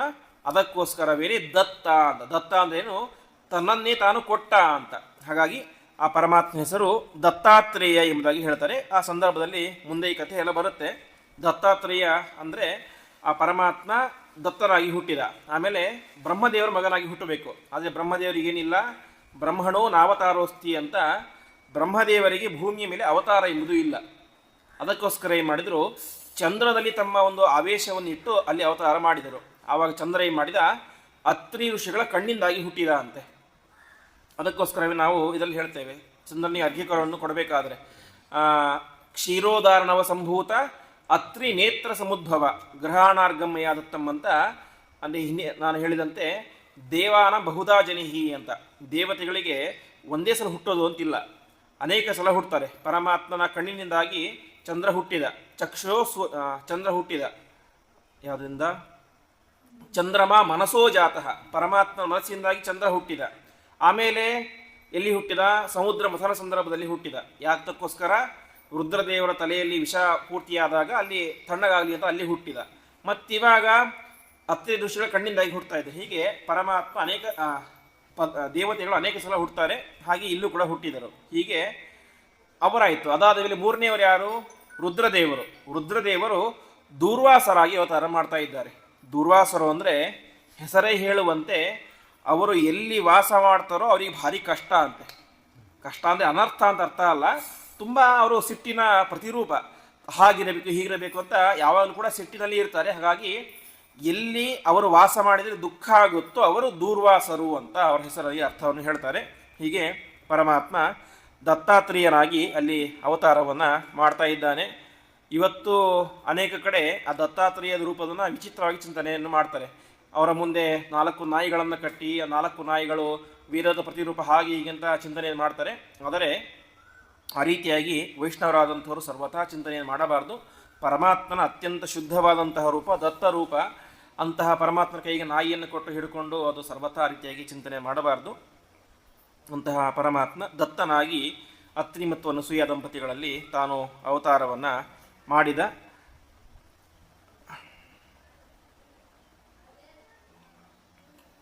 ಆಮೇಲೆ ಮತ್ತೆ ಪರಮಾತ್ಮ ಏನು ಮಾಡಿದ, ದಕ್ಷ ಪ್ರಜಾಪತಿ ಅವಳ ಮಗಳು ಮೂರ್ತಿ ದೇವಿ ಅಂತ. ಒಟ್ಟು ಅವನಿಗೆ 13 ಜನ ಹೆಣ್ಣು ಮಕ್ಕಳು ದಕ್ಷ ಪ್ರಜಾಪತಿಗೆ. ಅಂತಹ ಅವರಲ್ಲಿ ಒಬ್ಬ ಮಗಳು ಮೂರ್ತಿ ದೇವಿ ಅಂತ. ಆ ಮೂರ್ತಿ ದೇವಿಯನ್ನು ಯಮಧರ್ಮರಾಜರು ಸಾಕ್ಷಾತ್ ದಕ್ಷ ಪ್ರಜಾಪತಿಗಳು ಯಮಧರ್ಮನಿಗೆ ಕೊಟ್ಟು ಮದುವೆ ಮಾಡಿರ್ತಾರೆ. ಅಲ್ಲಿ ಹುಟ್ಟಿದಂತಹ ಮಕ್ಕಳು ಅಂದರೆ ಒಟ್ಟು 4 ರೂಪಗಳು ಅಂತೆ. ನಾರಾಯಣೋ ನರೈತಿ ಸ್ವತಃ ಪ್ರಭಾವ ಅಂತ, ನರ, ನಾರಾಯಣ ಮತ್ತು ಹರಿ, ಕೃಷ್ಣ ಅಂತ ಒಟ್ಟು 4 ರೂಪಗಳಿಂದಾಗಿ ಪರಮಾತ್ಮ ಏನು ಮಾಡ್ತಾ ಇದ್ದಾನೆ, ಮೂರ್ತಿ ದೇವಿಯಲ್ಲಿ ಅವತಾರವನ್ನು ಮಾಡ್ತಾ ಇದ್ದಾನೆ. ಆ ಸಂದರ್ಭದಲ್ಲಿ ಪರಮಾತ್ಮ ತಾನು ಯಾವ ರೀತಿಯಾಗಿ ತಪಸ್ಸನ್ನು ಮಾಡಬೇಕು ಅಂತ ಜಗತ್ತಿಗೆ ತೋರಿಸಿಕೊಟ್ಟ. ಬದರಿ ಕ್ಷೇತ್ರದಲ್ಲಿ ಇವತ್ತು 2 ಪರ್ವತಗಳಿದ್ದಾವೆ. ನರನಾರಾಯಣ ಪರ್ವತ ಅಂತ. ಪರಮಾತ್ಮ ತಪಸ್ಸು ಮಾಡಿದ ಅಲ್ಲಿ. ಯಾಕೆ ತಪಸ್ಸು ಮಾಡಿದ? ಜಗತ್ತಿಗೆ ತಪಸ್ಸನ್ನು ಯಾವ ರೀತಿಯಾಗಿ ಮಾಡಿಸಬೇಕು ಅಂತ ತೋರಿಸಲಿಕ್ಕೋಸ್ಕರ ಪರಮಾತ್ಮ ಅಲ್ಲಿ ತಪಸ್ಸನ್ನು ಮಾಡಿದ. ಆ ಸಂದರ್ಭದಲ್ಲಿ ಏನಾಯಿತು, ಆ ನಾರಾಯಣನಿಗೆ ತಪಸ್ಸಿಗೆ ಭಂಗ ಮಾಡಬೇಕು ಅಂತ ಮನ್ಮಥನ ಅಪ್ಸರಾ ಸೈನ್ಯ ಬಂತು ಅಂತ. ಅರ್ಥಾತ್ ಸಾವಿರಾರು ಜನ ಅಪ್ಸರಾ ಸ್ತ್ರೀಯರು ಹೇಗಾದರೂ ಮಾಡಿ ಪರಮಾತ್ಮನ ತಪಸ್ಸಿಗೆ ವಿಘ್ನವನ್ನು ಮಾಡಬೇಕಂತ ಅಲ್ಲಿ ಬರ್ತಾರೆ ಅಂತೆ. ಹಾಗೆ ಬಂದಾಗ ಏನಾಗುತ್ತೆ, ಆ ಪರಮಾತ್ಮನ ಒಂದು ತಪಸ್ಸಿನ ಪ್ರಭಾವದಿಂದಾಗಿ ಅವರೆಲ್ಲರೂ ಕೂಡ ಓಡಿ ಹೋಗಿ ಬಿಡ್ತಾರೆ. ಹೀಗೆ ಪರಮಾತ್ಮನಿಗೆ ಅದರಿಂದಾಗಿ ಏನೂ ಕೂಡ ಎಫೆಕ್ಟ್ ಆಗಲಿಲ್ಲ ಅಂತ ಹೇಳ್ತಾರೆ. ಇದಾದ ಮೇಲೆ ಪರಮಾತ್ಮ ತಾನೇ ಮಾಡಿದ ವಾಸುದೇವ ರೂಪದಿಂದಾಗಿ ಧ್ರುವನನ್ನು ಉದ್ಧಾರ ಮಾಡಿದ ಅಂತ. ವಿದ್ಧ ಸಪತ್ನುದಿತಿ ಪತ್ರಿಭಿರಂತಿ ರಾಜ್ಞ ಬಾಲೋಪಿ ಸನ್ನಪಗತ ಸ್ತಪಸೇವನಾಯ ಅಂತ. ಸಪತ್ನ ಅಂದರೆ ಮಲತಾಯಿ. ಮಲತಾಯಿಯ ಮಾತಿಗೆ ತುಂಬ ಬೇಸರವಾಗಿ ಬಿಟ್ಟಿದ್ದ ಧ್ರುವ ಮಹಾರಾಜ. ನಮಗೆಲ್ಲ ಗೊತ್ತೇ ಇದೆ, ಉತ್ತಾನಪಾದ ರಾಜನ ಇಬ್ಬರು ಹೆಂಡತಿಯರು ಸುರುಚಿ ಮತ್ತು ಸುನೀತಿ ಅಂತ. ಸುರುಚಿಯ ಮಗ ಉತ್ತಮ ಅಂತ, ಸುನೀತಿಯ ಮಗ ಧ್ರುವಕುಮಾರ. ಒಂದು ದಿವಸ ತಮ್ಮ ತೊಡೆ ಮೇಲೆ ಕೂತ್ಕೊಂಡಿದ್ದಾನೆ, ತಂದೆ ತೊಡೆ ಮೇಲೆ. ಈ ಕಡೆ ಧ್ರುವರಾಜರು ಎಲ್ಲೋ ಒಂದು ಕಡೆ ಓಡಾಡ್ತಾ ಇದ್ದಾರೆ. ಆವಾಗ ಏನಾಯಿತು, ಅವರಿಗೆ ಆಸೆ ಆಗುತ್ತೆ ಅಂತೆ, ನಾನು ಕೂಡ ಹೋಗಿ ತಂದೆ ತೊಡೆ ಮೇಲೆ ಕೂತ್ಕೊಳ್ಬೇಕು ಅಂತ. ಓಡಿ ಹೋಗ್ತಾ ಇರ್ತಾರೆ. ತಕ್ಷಣದಲ್ಲಿ ಆ ಸಪತ್ನ ಮಲತಾಯಿ ಬರ್ತಾಳೆ. ಮಲತಾಯಿ ಬಂದು ಹೇಳ್ತಾಳೆ, ನೀನು ಅಲ್ಲಿ ಹೋಗಿ ಕೂತ್ಕೊಳ್ಳಿಕ್ಕೆ ಅವಕಾಶ ಇಲ್ಲ ಅಂತ. ಯಾಕೆ ಅಂತಂದರೆ, ನೀನು ಬರೀ ಉತ್ತಾನಪಾದನ ರಾಜನ ಮಗನಾದರೆ ಇಲ್ಲಿ ನನಗೆ ಕುಳ್ಕೊಳ್ಳಿಕ್ಕೆ ಅಧಿಕಾರ ಇಲ್ಲ, ನೀ ಮತ್ತೇನಾಗಬೇಕು, ಸುರುಚಿಯ ಮಗ ಆಗಬೇಕು ಅಂತ. ಇಷ್ಟು ಹೇಳಿದಾಗ ನೀವು ಭಾರಿ ಬೇಸರ ಆಗಿಬಿಡುತ್ತೆ. ಕೊನೆಗೆ ತನ್ನ ತಾಯಿ ಹತ್ರ ಹೋಗ್ತಾನೆ. ತಾಯಿ ಕೂಡ ತುಂಬ ಬೇಸರವಾಗಿ ಕೊನೆಗೆ ಹೇಳ್ತಾಳೆ, ಮಗು ನೀನು ಕಾಡಿಗೆ ಹೋಗಿ ತಪಸ್ಸನ್ನು ಮಾಡು, ಪರಮಾತ್ಮ ಅನುಗ್ರಹವನ್ನು ಸಂಪಾದನೆ ಮಾಡು ಅಂತ ಹೇಳ್ತಾರೆ. ಆವಾಗ 6 ತಿಂಗಳು ತಪಸ್ಸನ್ನು ಮಾಡ್ತಾನೆ ಧ್ರುವ ಮಹಾರಾಜರು. 6 ತಿಂಗಳ ತಪಸ್ಸಿಗೇನೆ ಪರಮಾತ್ಮ ಒಲಿದು ಬಿಡ್ತಾನೆ. ಅದಕ್ಕೆ ವ್ಯಾಖ್ಯಾನಕಾರ ಪ್ರಶ್ನೆ ಮಾಡ್ಕೊಳ್ತಾರೆ, ಇದು ಹೇಗೆ ಸಾಧ್ಯ ಆಯಿತು ಅಂತ. ಯಾಕೆಂದರೆ ದೊಡ್ಡ ದೊಡ್ಡ ಋಷಿಮುನಿಗಳೆಲ್ಲರೂ ಕೂಡ ಸಾವಿರಾರು ವರ್ಷ ತಪಸ್ಸನ್ನು ಮಾಡಿದರೂ ಪರಮಾತ್ಮ ಒಲಿಯೋದಿಲ್ಲ. ಅಂತಹದರಲ್ಲಿ ಕೇವಲ 6 ತಿಂಗಳ ತಪಸ್ಸಿಗೆ ಪರಮಾತ್ಮ ಹೇಗೆ ಒಲಿದ ಅಂತ. ಅದಕ್ಕೆ ಹೇಳ್ತಾರೆ, ಇದು ಬರೀ 6 ತಿಂಗಳ ತಪಸ್ಸಲ್ಲ ಅಂತ. ಯಾಕೆಂದರೆ ಧ್ರುವ ಮಹಾರಾಜರು ಹಿಂದಿನ ಜನ್ಮದಲ್ಲಿ ಒಬ್ಬ ಬ್ರಾಹ್ಮಣನಾಗಿದ್ದಂತೆ. ಬ್ರಾಹ್ಮಣನಾಗಿದ್ದುಕೊಂಡು ಅನೇಕ ವರ್ಷಗಳ ಕಾಲ ತಪಸ್ಸನ್ನು ಮಾಡಿದ. ತಪಸ್ಸು ಮಾಡಿದಾಗ ಏನಾಯಿತು, ಅಲ್ಲಿ ಕೇವಲ 6 ತಿಂಗಳ ತಪಸ್ಸು ಬಾಕಿ ಇತ್ತು ಅಂತೆ. 6 ತಿಂಗಳ ತಪಸ್ಸು ಬಾಕಿ ಇತ್ತು. ಆವಾಗ ಏನಾಯಿತು, ಬೆಳಗ್ಗೆ ಸ್ನಾನ ಮಾಡ್ತಾ ಇದ್ದಾರೆ. ಸ್ನಾನ ಮಾಡಬೇಕಾದ್ರೆ ಏನಾಯಿತು, ಅಲ್ಲಿ ಒಬ್ಬ ರಾಜ ಬಂದ ಅಂತೆ. ರಾಜ ಬಂದಾಗ ಈ ಬ್ರಾಹ್ಮಣನಿಗೆ ಹೇಳಿದರು ಸೈಡಿಗೆ ಹೋಗು ಅಂತ. ಯಾಕೆ, ರಾಜ ಬರ್ತಾ ಇದ್ದಾನೆ. ರಾಜ ಬರಬೇಕಾದ್ರೆ ಅವನಿಗೆ ಸ್ನಾನ ಮಾಡ್ತಿಕ್ಕೊಂಡು 10 ಜನ ಹೆಣ್ಣುಮಕ್ಕಳು, ಬಟ್ಟೆ ಗಿಟ್ಟೆ, ವೈಭೋಗ, ಎಣ್ಣೆ ಮುಂತಾದ ಎಲ್ಲ ವೈಭವ ಇತ್ತು. ಇದನ್ನು ನೋಡಿ ಬ್ರಾಹ್ಮಣನಿಗೆ ಅನಿಸುತ್ತೆ ಅಂತೆ, ನನ್ನ ವೈಭವ ಏನು, ಇವನ ವೈಭವ ಏನು, ನಾನೊಬ್ಬ ಸಾಮಾನ್ಯ ಬ್ರಾಹ್ಮಣ, ಯಾವುದೋ ಹೊರದ ಪಂಚೆ ಇಟ್ಕೊಂಡು ಸ್ನಾನ ಮಾಡ್ತಾ ಇದ್ದೀನಿ. ಈಗ ನೋಡಿದರೆ ಪಟ್ಟೆ ಪೀತಾಂಬರ, ಸ್ನಾನ ಮಾಡ್ತಿಕ್ಕೊಂದು 5 ಜನ, ಹೊರಸಿಕ್ಕೊಂದು 5 ಜನ, ಎಲ್ಲದೂ ಕೂಡ ಸೇವಕರಿದ್ದಾರೆ. ಹಾಗಾಗಿ ನಾನೂ ಕೂಡ ರಾಜರಾದರೆ ಎಷ್ಟು ಚೆನ್ನಾಗಿರುತ್ತೆ ಅಂತ ಅನಿಸಿತು ಅಂತೆ. ಅನಿಸಿದ್ದೇ ತಡ ತಪಸ್ಸು ಅಲ್ಲಿಗೆ ನಿಂತು ಬಿಡ್ತು. ಇನ್ನೊಂದು 6 ತಿಂಗಳ ತಪಸ್ಸು ಬಾಕಿ ಇತ್ತು ಅಂತೆ. 6 ತಿಂಗಳು ತಪಸ್ಸು ಮಾಡಿಬಿಟ್ಟಿದ್ರೆ ಅವನಿಗೆ ಪರಮಾತ್ಮ ಅನುಗ್ರಹ ಆಗಿ ಬಿಡ್ತಾ ಇತ್ತು. ಆದರೆ ಮನಸ್ಸಿನಲ್ಲಿ ಸಣ್ಣ ಆಸೆ ಬಂತು, ತಪಸ್ಸು ಅಲ್ಲಿಗೆ ನಿಂತು ಬಿಡ್ತು. ಮುಂದಿನ ಜನ್ಮದಲ್ಲಿ ಅವನೇನಾದ, ಧ್ರುವ ಮಹಾರಾಜನಾಗಿ ಹುಟ್ಟಿದ. ಹಾಗಾಗಿ ಹಿಂದಿನ ಜನ್ಮದಲ್ಲಿ ಉಳಿದಂತಹ 6 ತಿಂಗಳ ಬಾಕಿ ತಪಸ್ಸನ್ನು ಈ ಜನ್ಮದಲ್ಲಿ ಮಾಡಿ ಅದನ್ನು ಪಡೆದುಕೊಂಡ ಅಂತ. ಅದಕ್ಕೆ ವಿಷ್ಣು ದೇವತರು ಹೇಳ್ತಾರೆ, ನಿವೃತ್ತ ಕರ್ಮಾಚರಣ ಪ್ರಕರಣ ಅಂತ ಅದೇ ಒಂದು ಮಾತನ್ನೇ ಹೇಳ್ತಾರೆ. ಪ್ರವೃತ್ತ ಕರ್ಮ, ನಿವೃತ್ತ ಕರ್ಮ ಅಂತ 2 ರೀತಿಯಾದ ಕರ್ಮಗಳಿದ್ದಾವೆ. ಪ್ರವೃತ್ತ ಕರ್ಮ ಅಂತಂದರೆ ಯಾವುದೋ ಒಂದು ಫಲವನ್ನು ಬಯಸಿ ಮಾಡುವಂಥ ಕರ್ಮಕ್ಕೆ ಪ್ರವೃತ್ತ ಕರ್ಮ ಅಂತ ಹೇಳ್ತಾರೆ. ನಿವೃತ್ತ ಕರ್ಮ ಅಂತಂದರೆ ಯಾವ ಫಲವನ್ನು ಬಯಸದೇನೆ ಪರಮಾತ್ಮನ ಪ್ರೀತ್ಯರ್ಥವಾಗಿ ಮಾಡುವಂಥ ಕರ್ಮಕ್ಕೆ ನಿವೃತ್ತ ಕರ್ಮ ಅಂತ ಹೇಳ್ತಾರೆ ಅಂತ.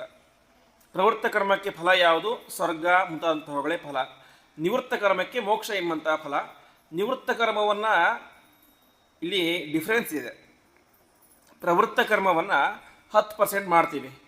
ಸ್ವರ್ಗದಲ್ಲಿ ಫಲ ಎಷ್ಟು? 10%. 20% ಮಾಡಿದ್ರೆ 20%. ಅಲ್ಲಿ ನಿವೃತ್ತ ಕರ್ಮ ಹಾಗಲ್ಲ. ನಿವೃತ್ತ ಕರ್ಮವನ್ನು ಪೂರ್ತಿಯಾಗಿ ಮಾಡಬೇಕು ಅಂತ.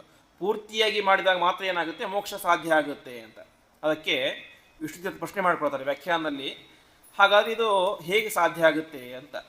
ಈ ಜನ್ಮದಲ್ಲಿ ನಮಗೆ ಎಷ್ಟು ಮಾಡ್ಲಿಕ್ಕೆ ಸಾಧ್ಯ, ಏನು ಸ್ವಲ್ಪ ಮಾಡ್ಲಿಕ್ಕೆ ಸಾಧ್ಯ. ಹಾಗಾಗಿ ಇವತ್ತು ನಾನೇನು ಮಾಡಿದೆ, 2 ವ್ಯಕ್ತಿಗಳಿದ್ದಾರೆ. ಒಬ್ಬ ವ್ಯಕ್ತಿ ಪ್ರವೃತ್ತ ಕರ್ಮ ಮಾಡ್ತಾ ಇದ್ದಾನೆ, ಇನ್ನೊಬ್ಬ ವ್ಯಕ್ತಿ ನಿವೃತ್ತ ಕರ್ಮ ಮಾಡ್ತಾ ಇದ್ದಾನೆ. ಪ್ರವೃತ್ತ ಕರ್ಮವನ್ನು ಮಾಡುವಂಥ ವ್ಯಕ್ತಿ 50% ಪ್ರವೃತ್ತ ಕರ್ಮವನ್ನು ಮಾಡಿದ. ಅವನಿಗೇನಾಯ್ತು, ಈಗ ಸ್ವರ್ಗದಲ್ಲಿ 50% ಪುಣ್ಯ ಸಿಕ್ತು, ಮತ್ತೆ ಹುಟ್ಟಿದ, ಏನೋ ಆಯಿತು. ನಿವೃತ್ತ ಕರ್ಮವನ್ನು ಮಾಡುವಂಥ ವ್ಯಕ್ತಿ ಒಂದು 30% ನಿವೃತ್ತ ಕರ್ಮವನ್ನು ಮಾಡಿದ, ಪೂರ್ತಿ ಮಾಡಲಿಕ್ಕೆ ಸಾಧ್ಯ ಆಗಲಿಲ್ಲ. ಅವನಿಗೇನಿಲ್ಲ, ಈಗ ಸ್ವರ್ಗ ಇಲ್ಲ. ನೆಕ್ಸ್ಟ್ ಮುಂದಿನ ಜನ್ಮ ಬಂದಾಗ ಮತ್ತೇನಾಗುತ್ತೆ, ಮತ್ತೆ ಸ್ಟಾರ್ಟಿಂಗಿಂದ ಶುರು ಮಾಡಬೇಕು. ಹಾಗಾದರೆ ಇದು ಮುಗಿಯೋದು ಯಾವಾಗ ನಿವೃತ್ತ ಕರ್ಮವನ್ನು ಮಾಡೋದು ಅಂತ ಪ್ರಶ್ನೆ ಮಾಡ್ಕೊಳ್ತಾರೆ. ಅದಕ್ಕೆ ಹೇಳ್ತಾರೆ, ಆ ರೀತಿಯಾಗಿ ಕರ್ಮದ ವ್ಯವಸ್ಥೆ ಇಲ್ಲ ಅಂತ. ಪ್ರವೃತ್ತ ಕರ್ಮಕ್ಕೂ ನಿವೃತ್ತ ಕರ್ಮಕ್ಕೂ ಡಿಫ್ರೆನ್ಸ್ ಇದೆ ಅಂತ ಹೇಳ್ತಾರೆ. ಪ್ರವೃತ್ತ ಕರ್ಮವನ್ನು ನೀನು 50% ಮಾಡಿದಿ ಅಂತ ಹೇಳಿದರೆ ನಿನಗೆ ಸ್ವರ್ಗದಲ್ಲಿ 50% ಪುಣ್ಯ ಇರುತ್ತೆ, ನಿಜ. ನಿವೃತ್ತ ಕರ್ಮವನ್ನು ನೀನು 20% ಮಾಡಿದರೆ ಮುಂದಿನ ಜನ್ಮದಲ್ಲಿ ನೀನು ಮತ್ತೆ ಫಸ್ಟಿಂದ ಶುರು ಮಾಡೋಕ್ಕಾಗಿಲ್ಲ. ನೆಕ್ಸ್ಟ್ ಎಲ್ಲಿಂದ ಶುರು, ನಿಮಗೆ 21ರಿಂದ ಶುರು. ಹಾಗಾಗಿ ನಿವೃತ್ತ ಕರ್ಮವನ್ನು ಮಾಡುವಂಥ ವ್ಯಕ್ತಿಗಳು ಹೆದರಬೇಕಾಗಿಲ್ಲ ಅಂತ ಹೇಳ್ತಾರೆ ಅಂತೆ. ಅಲ್ಲ, ನಾವು ಪ್ರವೃತ್ತ ಕರ್ಮ ಮಾಡಿದರೆ ಚೆನ್ನಾಗಿರ್ತಾ ಇತ್ತು, ಸ್ವರ್ಗ ಅದು ಸಿಗ್ತಾ ಇತ್ತು, ನಿವೃತ್ತ ಕರ್ಮನ ಪೂರ್ತಿ ಮಾಡಲಿಕ್ಕೆ ಸಾಧ್ಯ ಆಗದೆ ಹೋದರೆ ಈ ಕಡೆ ಸ್ವರ್ಗವೂ ಇಲ್ಲ, ಈ ಕಡೆ ಮೋಕ್ಷವೂ ಕೂಡ ಇಲ್ಲ, ಮಧ್ಯದಲ್ಲಿ ಇದ್ಬಿಡ್ತೀವಿ ಅಂತ ಸಾಮಾನ್ಯರಿಗೆ ಗೊಂದಲ ಆಗುತ್ತೆ. ಕೃಷ್ಣತೀರ್ಥರು ಹೇಳ್ತಾರೆ, ನಿವೃತ್ತ ಕರ್ಮದ ರೀತಿ ಆ ರೀತಿಯಲ್ಲ, ಅದು ಎಲ್ಲಿಗೆ ನಿಲ್ಲುತ್ತೋ ಮುಂದಿನ ಜನ್ಮದಲ್ಲಿ ಅಲ್ಲಿಂದಲೇ ಕಂಟಿನ್ಯೂ ಆಗುತ್ತೆ. ಅದಕ್ಕೆ ಯಾರೂ ಕೂಡ ಹೆದರಬೇಕಾಗಿಲ್ಲ. ಅನೇಕ ಜನ್ಮಗಳಲ್ಲಿ ಸಾಧನೆ ಮಾಡಿದಾಗ ಮೋಕ್ಷವೇ ಸಿಗುತ್ತೆ. ಸ್ವರ್ಗ ಎಂಬುದು ಅತ್ಯಂತ ಕ್ಷುಲ್ಲಕವಾದಂಥ ಸುಖ ಎಂಬುದಾಗಿ ಅದರ ಬಗ್ಗೆ ಧೈರ್ಯವನ್ನು ಕೊಡ್ತಾರೆ ಸಾಧಕರಿಗೆ. ಹಾಗಾಗಿ ಅದಕ್ಕೆ ಜ್ವಲಂತ ಉದಾಹರಣೆ ಅಂದರೆ ಧ್ರುವ ಮಹಾರಾಜರೇನೆ. ಹಿಂದಿನ ಜನ್ಮದಲ್ಲಿ ಮಾಡಿದಂಥ ತಪಸ್ಸು 6 ತಿಂಗಳು ಮಾತ್ರ ಬಾಕಿ ಇತ್ತು. ಈ ಜನ್ಮದಲ್ಲಿ ಏನು ಮಾಡಿದ, ಮೊದಲಿಂದ ತಪಸ್ಸನ್ನು ಮಾಡಲಿಲ್ಲ, 6 ತಿಂಗಳು ಮಾತ್ರ ಮಾಡಿದ, ತಾನು ಉದ್ಧಾರವಾಗಿ ಮುಂದೆ ಮೋಕ್ಷಕ್ಕೆ ಹೋದ ಎಂಬುದಾಗಿ, ಧ್ರುವ ಎಂಬಂಥ ಲೋಕವನ್ನೇ ಪಡೆದುಕೊಂಡ ಎಂಬುದಾಗಿ ಹೇಳ್ತಾರೆ. ಈ ರೀತಿಯಾಗಿ ಅಂತಹ ಧ್ರುವನಿಗೆ ಅನುಗ್ರಹ ಮಾಡಲಿಕ್ಕೆ ಆದಂತಹ ಪರಮಾತ್ಮನ ರೂಪ ಯಾವುದು, ಅದು ಪರಮಾತ್ಮನ ವಾಸುದೇವ ರೂಪ ಎಂಬುದಾಗಿ ತಿಳಿಸ್ತಾ ಇದ್ದಾರೆ. ಅದಾದ ಮೇಲೆ ಪರಮಾತ್ಮನ ಇನ್ನೊಂದು ರೂಪ ಋಷಭ ರೂಪ ಅಂತ. ಋಷಭ ರೂಪ ಅಂತಂದರೆ ಒಬ್ಬ ವೇನ ಎನ್ನುವಂಥ ಒಬ್ಬ ಮಹಾ ದುಷ್ಟ ಇದ್ದ. ಯಾವ ರೀತಿಯಾಗಿ ಹಿರಣ್ಯಕಶಿಪು ನಾನೇ ಸರ್ವೋತ್ತಮ ಅಂತ ಹೇಳ್ತಾ ಇದ್ನೋ, ಹಾಗೆ ಈ ವೇನನು ಕೂಡ ನಾನೇ ಸರ್ವೋತ್ತಮ, ಕೃಷ್ಣಾರ್ಪಣಮಸ್ತು ಅದು ಯಾವುದು ಕೂಡ ಬೇಡ, ವೀನಾಯ ಸ್ವಹ ವೀನಾಯ ಇದನ್ನು ಮಮ ವೀನಾರ್ಪಣಮಸ್ತು ಅಂತ ಎಲ್ಲವನ್ನು ಕೂಡ ನನಗೇ ಸಮರ್ಪಣೆ ಮಾಡಿ ಎಂಬುದಾಗಿ ತಾನು ಜಗತ್ತಿನಲ್ಲಿ ದುಷ್ಟ ಕ್ರಿಯೆಯನ್ನು ಮಾಡ್ತಾ ಇದ್ದ. ಆ ಸಂದರ್ಭದಲ್ಲಿ ಏನಾಯಿತು, ಎಲ್ಲ ಋಷಿಮುನಿಗಳು ಕೂಡ ಸೇರಿಕೊಂಡು ವೇನನನ್ನು ಸಂಹಾರ ಮಾಡಿಬಿಟ್ರು ಅಂತೆ. ಸಂಹಾರ ಮಾಡಿದಾಗ ಏನಾಯಿತು, ಮುಂದೆ ಯಾರು ಕೂಡ ರಾಜರೇ ಇಲ್ಲ. ಯಾಕೆ, ರಾಜ ಇದ್ದದ್ದು ಒಬ್ಬ, ಯಾರು, ಈ ವೇನ ಅಂತ. ವೇದನೆ ಸತ್ಬಿಟ್ನಲ್ಲ, ಆವಾಗ ಅರಾಜಕತೆ ಉಂಟಾಯಿತು. ಆವಾಗ ಏನು ಮಾಡ್ತಾರೆ, ಎಲ್ಲ ರಾಜರು ಕೂಡ ಸೇರಿಕೊಂಡು ಆ ವೇನನನ್ನು ಮಥನ ಮಾಡ್ತಾರೆ, ಕಡಿತಾರೆ ಅಂತೆ. ಕಡಿದಾಗ ಅಲ್ಲಿಂದ ಏನಾಯಿತು, ಅಲ್ಲಿ ಪೃಥ್ವಿ ಎನ್ನುವಂತಹ ರಾಜ ಅಲ್ಲಿಂದ ಬರ್ತಾನೆ. ಮುಂದೆ ಆ ವಂಶದಲ್ಲಿ ನಾಭಿ ಎನ್ನುವಂಥ ರಾಜನ ಮಗನಾಗಿ ಸಾಕ್ಷಾತ್ ಪರಮಾತ್ಮ ಋಷಭನಾಮಕನಾಗಿ ಅವತಾರವನ್ನು ಮಾಡ್ತಾ ಇದ್ದಾನೆ. ಋಷಭನಾಮಕನಾಗಿ ಪರಮಾತ್ಮ ಅವತಾರ ಮಾಡಿಕೊಂಡು ವಿಶೇಷವಾಗಿ ಜಗತ್ತಿನಲ್ಲಿ ಯತ್ ಪಾರಮಹಂಸಂ ಋಷಯ ಪರಮಾಮನಂತಿ ಅಂತ ಸನ್ಯಾಸಿಯಾದಂಥವರು ಯಾವ ರೀತಿಯಾಗಿ ಇರಬೇಕು ಅಂತ ತೋರಿಸಲಿಕ್ಕೆ ಆದಂತಹ ಅವತಾರ ಯಾವುದು, ಅದು ಋಷಭಾವತಾರ ಅಂತ. ಹೀಗೆ ಋಷಭ ರೂಪದಿಂದಾಗಿ ಪರಮಾತ್ಮ ಪರಮಹಂಸ ಧರ್ಮಾಚರಣೆಯನ್ನು ವಿಶೇಷವಾಗಿ ತಿಳಿಸ್ತಾ ಇದ್ದಾರೆ. ಈ ಋಷಭರೂಪಿಯಾದಂಥ ಪರಮಾತ್ಮ ಮುಂದೆ ಭಾಗವತದಲ್ಲಿ 5ನೇ ಸ್ಕಂದದಲ್ಲಿ ಪರಮಾತ್ಮನ ಕಥೆ ಬರುತ್ತೆ. ಈ ಪರಮಾತ್ಮನ ಅವತಾರ ಎಲ್ಲಿ ಕೊನೆಯಾಯಿತು ಅಂತ. ಅದಕ್ಕೆ ಕರ್ನಾಟಕದ ಕೊಲ್ಲೂರು ಕೊಡಚಾದ್ರಿ ಅಂತ, ಆ ಕೊಡಚಾದ್ರಿಯಲ್ಲಿ ಪರಮಾತ್ಮ ಒಂದು ಪರ್ವತವನ್ನು ಏರ್ತಾನೆ ಅಂತ. ಪರ್ವತವನ್ನು ಏರಿದಾಗ ಅಲ್ಲಿ ಏನಾಗುತ್ತೆ, ಜೋರಾದಂಥ ಕಾಡಿಗಿಚ್ಚು ಬಂದುಬಿಡುತ್ತೆ. ಕಾಡಿಗಿಚ್ಚಲ್ಲಿ ಪರಮಾತ್ಮ ಮರೆಯಾಗಿ ಬಿಡ್ತಾನೆ ಎಂಬುದಾಗಿ ಹೇಳ್ತಾರೆ. ಹೀಗೆ ಋಷಭರೂಪಿಯಾದಂಥ ಪರಮಾತ್ಮನ ರೂಪ ನಮ್ಮ ಕರ್ನಾಟಕದವರೆಗೂ ಕೂಡ ಬಂದು ಅಲ್ಲಿಂದ ಮುಂದೆ ತಾನು ಪರಂಧಾಮಕ್ಕೆ ಯಾತ್ರೆಯನ್ನು ಮಾಡುತ್ತೆ. ಹೀಗೆ ಸನ್ಯಾಸ ಧರ್ಮವನ್ನು ಜಗತ್ತಿಗೆ ತೋರಿಸಿಕೊಡಲಿಕ್ಕೆ ಆದಂತಹ ಅವತಾರ ಅದು ಋಷಭರೂಪಿಯಾದಂತಹ ಪರಮಾತ್ಮನ ಅವತಾರ. ಅದಾದ ಮೇಲೆ ಸತ್ರೇ ಮಮಾಸ ಭಗವಾನ್ ಹಯಶೀರ್ಷ ಏಷಃ ಸಾಕ್ಷಾತ್ ಸ ಯಜ್ಞಪುರುಷಃ ತಪ ನೀಯವರ್ಣ ಅಂತ ಪರಮಾತ್ಮ ಹಯಗ್ರೀವನಾಗಿ ಅವತಾರ ಮಾಡಿದ ಅಂತ. ಇಲ್ಲಿ ಅವತಾರ ಮಾಡಿದ್ದು ಸಾಕ್ಷಾತ್ ಸತ್ರೇ ಮಮಾಸ, ಬ್ರಹ್ಮದೇವರೇನೇ ಯಾಗ ಮಾಡ್ತಾ ಇದ್ರು ಅಂತ. ಇಲ್ಲಿ ಇವತ್ತು ಬದರಿ ಕ್ಷೇತ್ರಕ್ಕಿಂತ ಮುಂದೆ 5 ಕಿಲೋಮೀಟರ್ ಹೋದರೆ ಅಲ್ಲಿಂದ ವಸುಧಾರ ಅಂತ ಇದೆ. ವಸುಧಾರ ಅಂತ ಅಲ್ಲಿ ನೀರು ಬೀಳುವಂಥ ಒಂದು ಸ್ಥಳ ಇದೆ. ಅಲ್ಲಿ ಹಿಂದೆ ಬ್ರಹ್ಮದೇವರು ಯಾಗ ಮಾಡಿದಂಥ ಸ್ಥಳ ಅಂತೆ. ಹೀಗೆ ಬ್ರಹ್ಮದೇವರು ಯಾಗವನ್ನು ಮಾಡಬೇಕಾದ್ರೆ ಅಲ್ಲಿ ಏನಾಯಿತು, ಪರಮಾತ್ಮ ಸಾಕ್ಷಾತ್ ಹಯಗ್ರೀವನಾಗಿ ಅವತಾರ ಮಾಡ್ತಾ ಇದ್ದಾನೆ ಅಂತೆ. ಅಂತಹ ಹಯಗ್ರೀವ ರೂಪಿಯಾದಂತಹ ಪರಮಾತ್ಮನ ವರ್ಣ ಯಾವ ರೀತಿಯಾಗಿ ಇತ್ತು ಅಂತ ಅದಕ್ಕೆ ಹೇಳ್ತಾರೆ, ತಪನೀಯ ವರ್ಣ ಅಂತ ಉತ್ತಮವಾದಂತಹ ಬೆಳ್ಳಿಯಂತೆ ಹೊಳೆಯುವಂಥ ಬಿಳಿಯಾದಂತಹ ಬಣ್ಣ ಅದು ಹಯಗ್ರೀವ ರೂಪಿಯಾದಂತಹ ಪರಮಾತ್ಮನ ಮೈ ಬಣ್ಣ. ಇಂತಹ ಪರಮಾತ್ಮನೇ ಏನಾಗಿದ್ದಾನೆ, ಛಂದೋಮಯ ಮಖಮಯ ಅಖಿಲ ದೇವತಾತ್ಮ ಅಂತ ಎಲ್ಲ ವೇದಗಳಿಗೂ ಕೂಡ ಆ ಪರಮಾತ್ಮನೇ ಮೂಲವಾದದ್ದು. ಅಷ್ಟು ಮಾತ್ರ ಅಲ್ಲ, ವಾಚೋ ಭವೌ ಋಷತೀ ಶ್ವಶದೋಸ್ಯ ನಸ್ತಃ ಅಂತ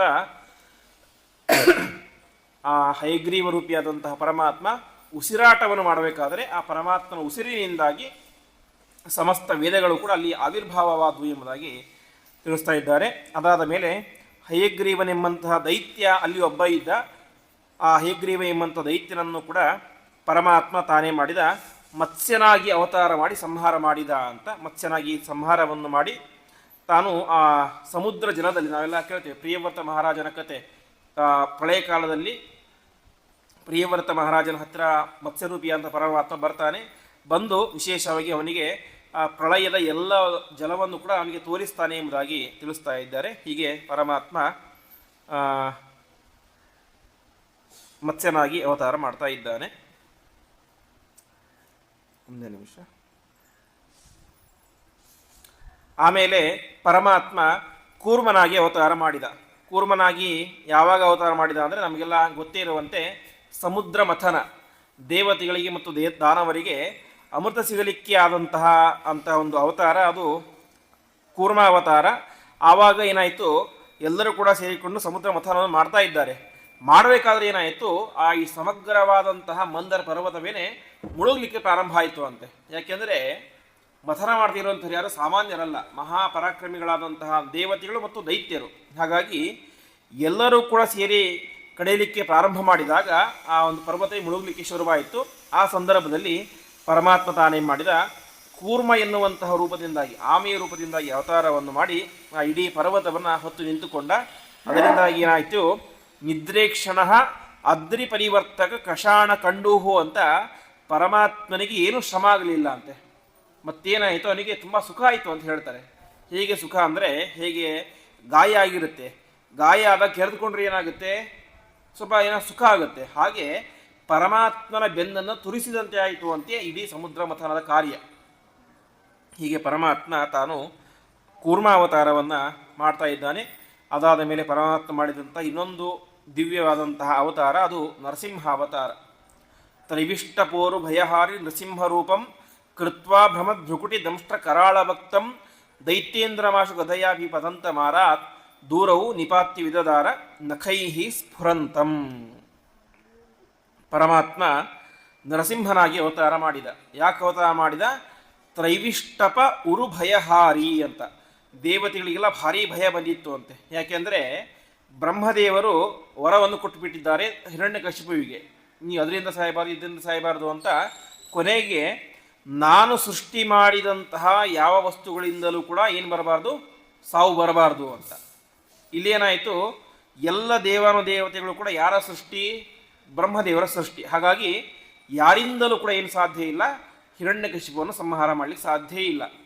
ಹಾಗಾದರೆ ಹಿರಣ್ಯಕಶಿಪುವಿನ ಉಪಟಳ ಭಾರೀ ಆಯಿತು. ಆವಾಗ ಅವರೆಲ್ಲರ ಪ್ರಾರ್ಥನೆಯಂತೆ ಮತ್ತು ವಿಶೇಷವಾಗಿ ಪ್ರಹ್ಲಾದರಾಜರ ಪ್ರಾರ್ಥನೆಯಂತೆ ಪರಮಾತ್ಮ ತಾನೇ ಮಾಡಿದ ದಿವ್ಯವಾದಂತಹ ನರಸಿಂಹ ರೂಪ. ಈ ಕಡೆ ಮನುಷ್ಯನೂ ಅಲ್ಲ, ಈ ಕಡೆ ಸಿಂಹವೂ ಅಲ್ಲ, ತಲೆ ಮಾತ್ರ ಸಿಂಹದ್ದು, ದೇಹ ಪೂರ್ತಿ ಮನುಷ್ಯನ ರೂಪ. ಅಂತಹ ಅತ್ಯದ್ಭುತವಾದಂತಹ ನರಸಿಂಹ ಎನ್ನುವಂತಹ ರೂಪವನ್ನು ಧಾರಣೆ ಮಾಡಿ ಪರಮಾತ್ಮ ತಾನೇ ಮಾಡ್ತಾ ಇದ್ದಾನೆ. ಆ ದುಷ್ಟನಾದಂತಹ ಹಿರಣ್ಯಕಶಿಪುವನ್ನು ಸಂಹಾರ ಮಾಡಿ ಅವನ ಉಗುರುಗಳಿಂದಾಗಿ ಅವನನ್ನು ಬಗೆದು ತಾನೇ ಮಾಡಿದ ಕರಳ ಮಾಲೆಯನ್ನು ಹಾಕಿಕೊಂಡ ಅಂತ ಪರಮಾತ್ಮನ ಆ ರೂಪದ ಬಗ್ಗೆ ತಿಳಿಸ್ತಾರೆ. ಅದಾದ ಮೇಲೆ ಅಂತಃಸರಸ್ಸಿರುಬಲೇನ ಪದೇ ಗೃಹೀತೋ ಗ್ರಾಹೇಣ ಯೂತಪತಿರಂಬುಜ ಹಸ್ತಾರ್ಥ ಅಂತ ಇನ್ನೊಂದು ವಿಚಿತ್ರವಾದಂತಹ ಸಂದರ್ಭ. ಗಜೇಂದ್ರ ಮೋಕ್ಷ. ಒಂದು ಆನೆ, ಒಂದು ಮೊಸಳೆ, ಇಬ್ಬರು ಕೂಡ ಮೂಲತಃ ಗಂಧರ್ವರು. ಹಾಹಾ ಮತ್ತು ಹೂ ಅಂತ ಗಂಧರ್ವರು. ಹೆಸರೇ ವಿಚಿತ್ರ, ಹಾಹಾ ಹೂ ಅಂತ. ಯಾಕೆ ಆ ರೀತಿ ಹೆಸರು ಬಂತು ಅಂದರೆ ಅವರೆಲ್ಲ ಗಂಧರ್ವರು, ಒಳ್ಳೆ ಕಲೆಗಳು ಗೊತ್ತಿರ್ತವೆ. ಹಾಗಾಗಿ ಅವರು ಹಾಡಬೇಕಾದರೆ, ಕುಣಿಬೇಕಾದರೆ, ತಮ್ಮ ಕಲೆಗಳನ್ನು ಪ್ರದರ್ಶನ ಮಾಡಬೇಕಾದ್ರೆ ಎಲ್ಲರೂ ಕೂಡ ಹೇಳ್ತಾ ಇದ್ರಂತೆ ಹಾಹಾ ಎಷ್ಟು ಚೆನ್ನಾಗಿದೆ ಅಂತ. ಹಾಗಾಗಿ ಅವ್ರ ಹೆಸರೇನು, ಹಾಹಾ ಅಂತಲೇ ಹೆಸರಾಗಿಬಿಡ್ತು. ಹೀಗೆ ಹಾಹಾ ಮತ್ತು ಹೂ ಅಂತ ಅವರಿಬ್ಬರು ಕೂಡ ಅಹಂಕಾರವನ್ನು ಪ್ರದರ್ಶನ ಮಾಡಿದರ ಪರಿಣಾಮವಾಗಿ ಭೂಮಿಯಲ್ಲಿ ಗಜೇಂದ್ರವಾಗಿ ಅರ್ಥ ಆನೆಯಾಗಿ ಮೊಸಳೆಯಾಗಿ ಹುಟ್ಟುವಂತಹ ಒಂದು ಶಾಪ ಅವರಿಗೆ ಬಂತು. ಹೀಗೆ ಹುಟ್ಟಿದಾಗ ಏನಾಯಿತು, ಒಂದು ದಿವಸ ಆನೆ ನೀರು ಕುಡಿಲಿಕ್ಕೆ ಅಂತ ಕಾಡಿಗೆ ಹೋಗಿದೆ. ಕಾಡಿಗೆ ಹೋದಾಗ ಏನಾಯಿತು, ಅಲ್ಲಿ ಒಂದು ದೊಡ್ಡ ಮೊಸಳೆ ಇತ್ತು. ಮೊಸಳೆ ಆನೆಯ ಕಾಲನ್ನು ಹಿಡಿದುಕೊಂಡಿತ್ತು. ಕೊನೆಗೆ ಯುದ್ಧ ಆಯಿತು ಆಯಿತು ಆಯಿತು. ಎಲ್ಲಿ ತನಕ ಅಂದರೆ ಸಹಸ್ರ ಸಮಾಹ ಅಂತ 1000 ವರ್ಷಗಳ ಕಾಲ ಯುದ್ಧ ಆಯಿತು ಅಂತೆ. ಅರ್ಥಾತ್ ಆನೆ ತನ್ನ ಎಲ್ಲ ಬಲವನ್ನು ಯೂಸ್ ಮಾಡಿ ದಡಕ್ಕೆ ಬರೋದು, ಮತ್ತೆ ಮೊಸಳೆ ಎಳ್ಕೊಂಡು ವಾಪಸ್ ಅಲ್ಲಿಗೆ ಹೋಗೋದು. ಹೀಗೆ ಹೋಗ್ತಾ ಹೋಗ್ತಾ ಹೋಗ್ತಾ 1000 ವರ್ಷ ಆಯಿತು. 1000 ವರ್ಷವಾದರೂ ಕೂಡ ಇಬ್ಬರು ಕೂಡ ಸೋಲಿಕ್ಕೆ ಸಾಧ್ಯ ಇಲ್ಲ. ಈ ಕಡೆ ಆನೆಯೂ ಗೆಲ್ತಾ ಇಲ್ಲ, ಈ ಕಡೆ ಮೊಸಳೆಯೂ ಗೆಲ್ತಾ ಇಲ್ಲ. ಆ 1000 ವರ್ಷ ಆದ ಮೇಲೆ ಆನೆಗೆ ನೆನಪಾಯಿತು ಅಂತೆ, ನನ್ನನ್ನು ರಕ್ಷಣೆ ಮಾಡುವಂಥ ಏಕೈಕ ವ್ಯಕ್ತಿ ಅಂದರೆ ಯಾರು, ಅದು ಪರಮಾತ್ಮ ಅಂತ. ಅದಕ್ಕೆ ಬುದ್ಧಿ ಬಂದದ್ದು 1000 ವರ್ಷ ಆದ ಮೇಲೆ. ತಕ್ಷಣದಲ್ಲಿ ಅದು ಸ್ತೋತ್ರ ಮಾಡುತ್ತೆ. ಆಹೇದ ಮಾದಿ ಪುರುಷಾಖಿಲ ಲೋಕನಾಥ ತೀರ್ಥ ಶ್ರವಣ ಮಂಗಲ ನಾಮಧೇಯ ಅಂತ ಪರಮಾತ್ಮ ವಿಶೇಷ ಸ್ತೋತ್ರವನ್ನು ಮಾಡಿದಾಗ ತಕ್ಷಣದಲ್ಲಿ ಪರಮಾತ್ಮ ತಾನೇ ಮಾಡ್ತಾ ಇದ್ದಾನೆ. ಗಜೇಂದ್ರ ವರದನಾಗಿ ಚಕ್ರವನ್ನು ಹಿಡಿದುಕೊಂಡು ಆ ಒಂದು ಇದರಲ್ಲಿ ಗರುಡನ ಮೇಲೆ ಏರಿ ಬಂದು ಆ ಒಂದು ಮೊಸಳೆಯ ಶಿರಚ್ಛೇದವನ್ನು ಮಾಡಿದ. ಹೀಗೆ ಮೊಸಳೆಯನ್ನು ಉದ್ಧಾರ ಮಾಡಿದ, ಮುಂದೆ ಆನೆಯನ್ನು ಉದ್ಧಾರ ಮಾಡಿದ. ಹೀಗೆ ಪರಮಾತ್ಮ ಗಜೇಂದ್ರ ವರದನಾಗಿ ಬರ್ತಾ ಇದ್ದಾನೆ ಅಂತ. ಆ ಪರಮಾತ್ಮನ ಅವತಾರಕ್ಕೆ ಹೆಸರೇನು ಅಂತಂದರೆ ಹರಿ ಎಂಬುದಾಗಿ ಹೆಸರು ಅಂತ. ಪರಮಾತ್ಮ ಮಾಡಿದಂತಹ ಗಜೇಂದ್ರ ವರದ ಅವತಾರಕ್ಕೆ ಹರಿ ಎಂಬುದಾಗಿ ಹೆಸರು ಎಂಬುದಾಗಿ ತಿಳಿಸ್ತಾ ಇದ್ದಾರೆ. ಅದಾದ ಮೇಲೆ ಇನ್ನೊಂದು ದಿವ್ಯವಾದಂತಹ ರೂಪ ವಾಮನ ರೂಪ. ಬಲಿಚಕ್ರವರ್ತಿ ಆಗಿನ ಕಾಲದ ಅತ್ಯಂತ ಪರಾಕ್ರಮಶಾಲಿಯಾದಂತಹ ವ್ಯಕ್ತಿ, ದೈತ್ಯ. ಅವನಿಗೆ ಏನು ಯೋಗ್ಯತೆ ಇತ್ತು ಅಂತಂದರೆ ಮುಂದಿನ ಮನ್ವಂತರದಲ್ಲಿ ದೇವೇಂದ್ರನಾಗುವಂಥ ಯೋಗ್ಯತೆ ಇತ್ತು.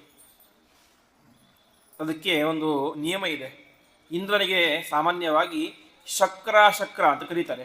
ಯಾಕೆ ಶಕ್ರ ಅಂತ ಹೆಸರು ಅಂತಂದರೆ 100 ಅಶ್ವಮೇಧ ಯಾಗಗಳನ್ನು ಮಾಡಿದಂಥವ್ರು ಇಂದ್ರನಾಗ್ತಾರೆ ಅಂತೆ. ಹಾಗಾಗಿ ಶಕ್ರ ಅಂದರೆ ಶತಕ್ರತು, ಕ್ರತು ಅಂದರೆ ಯಜ್ಞ, ಶತ ಅಂದರೆ 100 ಯಾಗಗಳನ್ನು ಮಾಡಿದವರು ಶಕ್ರ ಶತಕ್ರತು ಅಂತ. ಹೀಗೆ ಇವನಿಗೆ ಏನಾಗಿತ್ತು, ಅವನಿಗೆ ಇಂದ್ರನಾಗುವಂಥ ಯೋಗ್ಯತೆ ಇತ್ತು, ಇಂದ್ರನೂ ಆಗ್ತಾ ಇದ್ದ. ಆದರೆ ಯಾವಾಗ ಮುಂದಿನ ಮನ್ವಂತರದಲ್ಲಿ ಇನ್ನು ಕಾಯಬೇಕಾಗಿತ್ತು ಅವನು. ಆದರೆ ಅವನಿಗೆ ಅಷ್ಟು ತಾಳ್ಮೆ ಇಲ್ಲ. ಅವನಿಗೆ ಏನು ಆಸೆ ಆಯಿತು, ನಾನು ಇದೇ ಮನ್ವಂತರದಲ್ಲಿ ಇಂದ್ರನಾಗಬೇಕು ಅಂತ ಹಠ ಹಿಡಿದುಕೊಂಡು 99 ಯಾಗಗಳನ್ನು ಪೂರ್ತಿಗೊಳಿಸಿಬಿಟ್ಟ. ಇನ್ನು 100ನೇ ಯಾಗ ಅದು ಕೂಡ ಪ್ರಾರಂಭ ಆಯಿತು.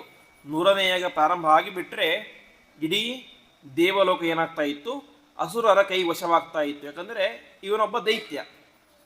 ಸೊ ಇವನು ರಾಜರಾಜ ಏನಾಗುತ್ತೆ, ದೇವಲೋಕ ಇಡೀ ದೈತ್ಯರಿಂದ ತುಂಬಿಕೊಂಡು ಬಿಡುತ್ತೆ. ಹಾಗಾಗಿ ಎಲ್ಲ ದೇವತೆಗಳು ಕೂಡ ಹೋಗಿ ಪರಮಾತ್ಮ ಹತ್ತಿರ ಪ್ರಾರ್ಥನೆಯನ್ನು ಮಾಡ್ತಾರೆ. ಪ್ರಾರ್ಥನೆ ಮಾಡಿದಾಗ ಪರಮಾತ್ಮ ತಾನೇ ಮಾಡಿದ ವಾಮನನಾಗಿ ಅವತಾರ ಮಾಡ್ತಾ ಇದ್ದಾನೆ. ವಾಮನ ಅಂದರೆ ಸಂಸ್ಕೃತದಲ್ಲಿ ಕುಳ್ಳ ಅಂತ ಅರ್ಥ. ಅಂದರೆ ಪುಟ್ಟ ರೂಪವನ್ನು ಧಾರಣೆ ಮಾಡಿಕೊಂಡು ಪರಮಾತ್ಮ ಅವತಾರವನ್ನು ಮಾಡ್ತಾ ಇದ್ದಾನೆ. ಅವತಾರವನ್ನು ಮಾಡಿ ತಾನು ನೇರವಾಗಿ ಹುಟ್ಟಿದ ತಕ್ಷಣ ಉಪನಯನ ಆಯಿತು. ಉಪನಯನ ಆದ ತಕ್ಷಣ ತಾನೇ ಮಾಡಿದ ಬಲಿಚಕ್ರವರ್ತಿಯ ಅರಮನೆಗೆ ಹೋದ. ಬಲಿಚಕ್ರವರ್ತಿಗೆ ಭಾರಿ ಸಂತೋಷ ಆಗಿಬಿಡ್ತು. ಅಂದರೆ ಅವನೊಬ್ಬ ವಾಸ್ತವಿಕವಾಗಿ ನೋಡ್ತಾನೆ, ಮುಖದಲ್ಲಿ ಭಾರೀ ದೊಡ್ಡ ಬ್ರಹ್ಮ ತೇಜಸ್ಸಿದೆ. ಚಿಕ್ಕ ಹುಡುಗ, ಈಗ ತಾನೇ ಮುಂಜಿಯಾಗಿದೆ, ಮುಖದಲ್ಲಿ ಮಾತ್ರ ಭಾರೀ ಬ್ರಹ್ಮವರ್ಚಸ್ಸು. ಅವನು ಹೇಳ್ತಾನೆ, ವಾಮನ, ನೀನು ಬಂದಿದ್ದರಿಂದಾಗಿ ನನ್ನ ಇಡೀ ವಂಶವೇ ಉದ್ಧಾರವಾಗಿ ಹೋಗಿಬಿಡ್ತು, ನಿನಗೇನು ಬೇಕೋ ಕೇಳು ಅಂತ ಹೇಳ್ತಾನೆ.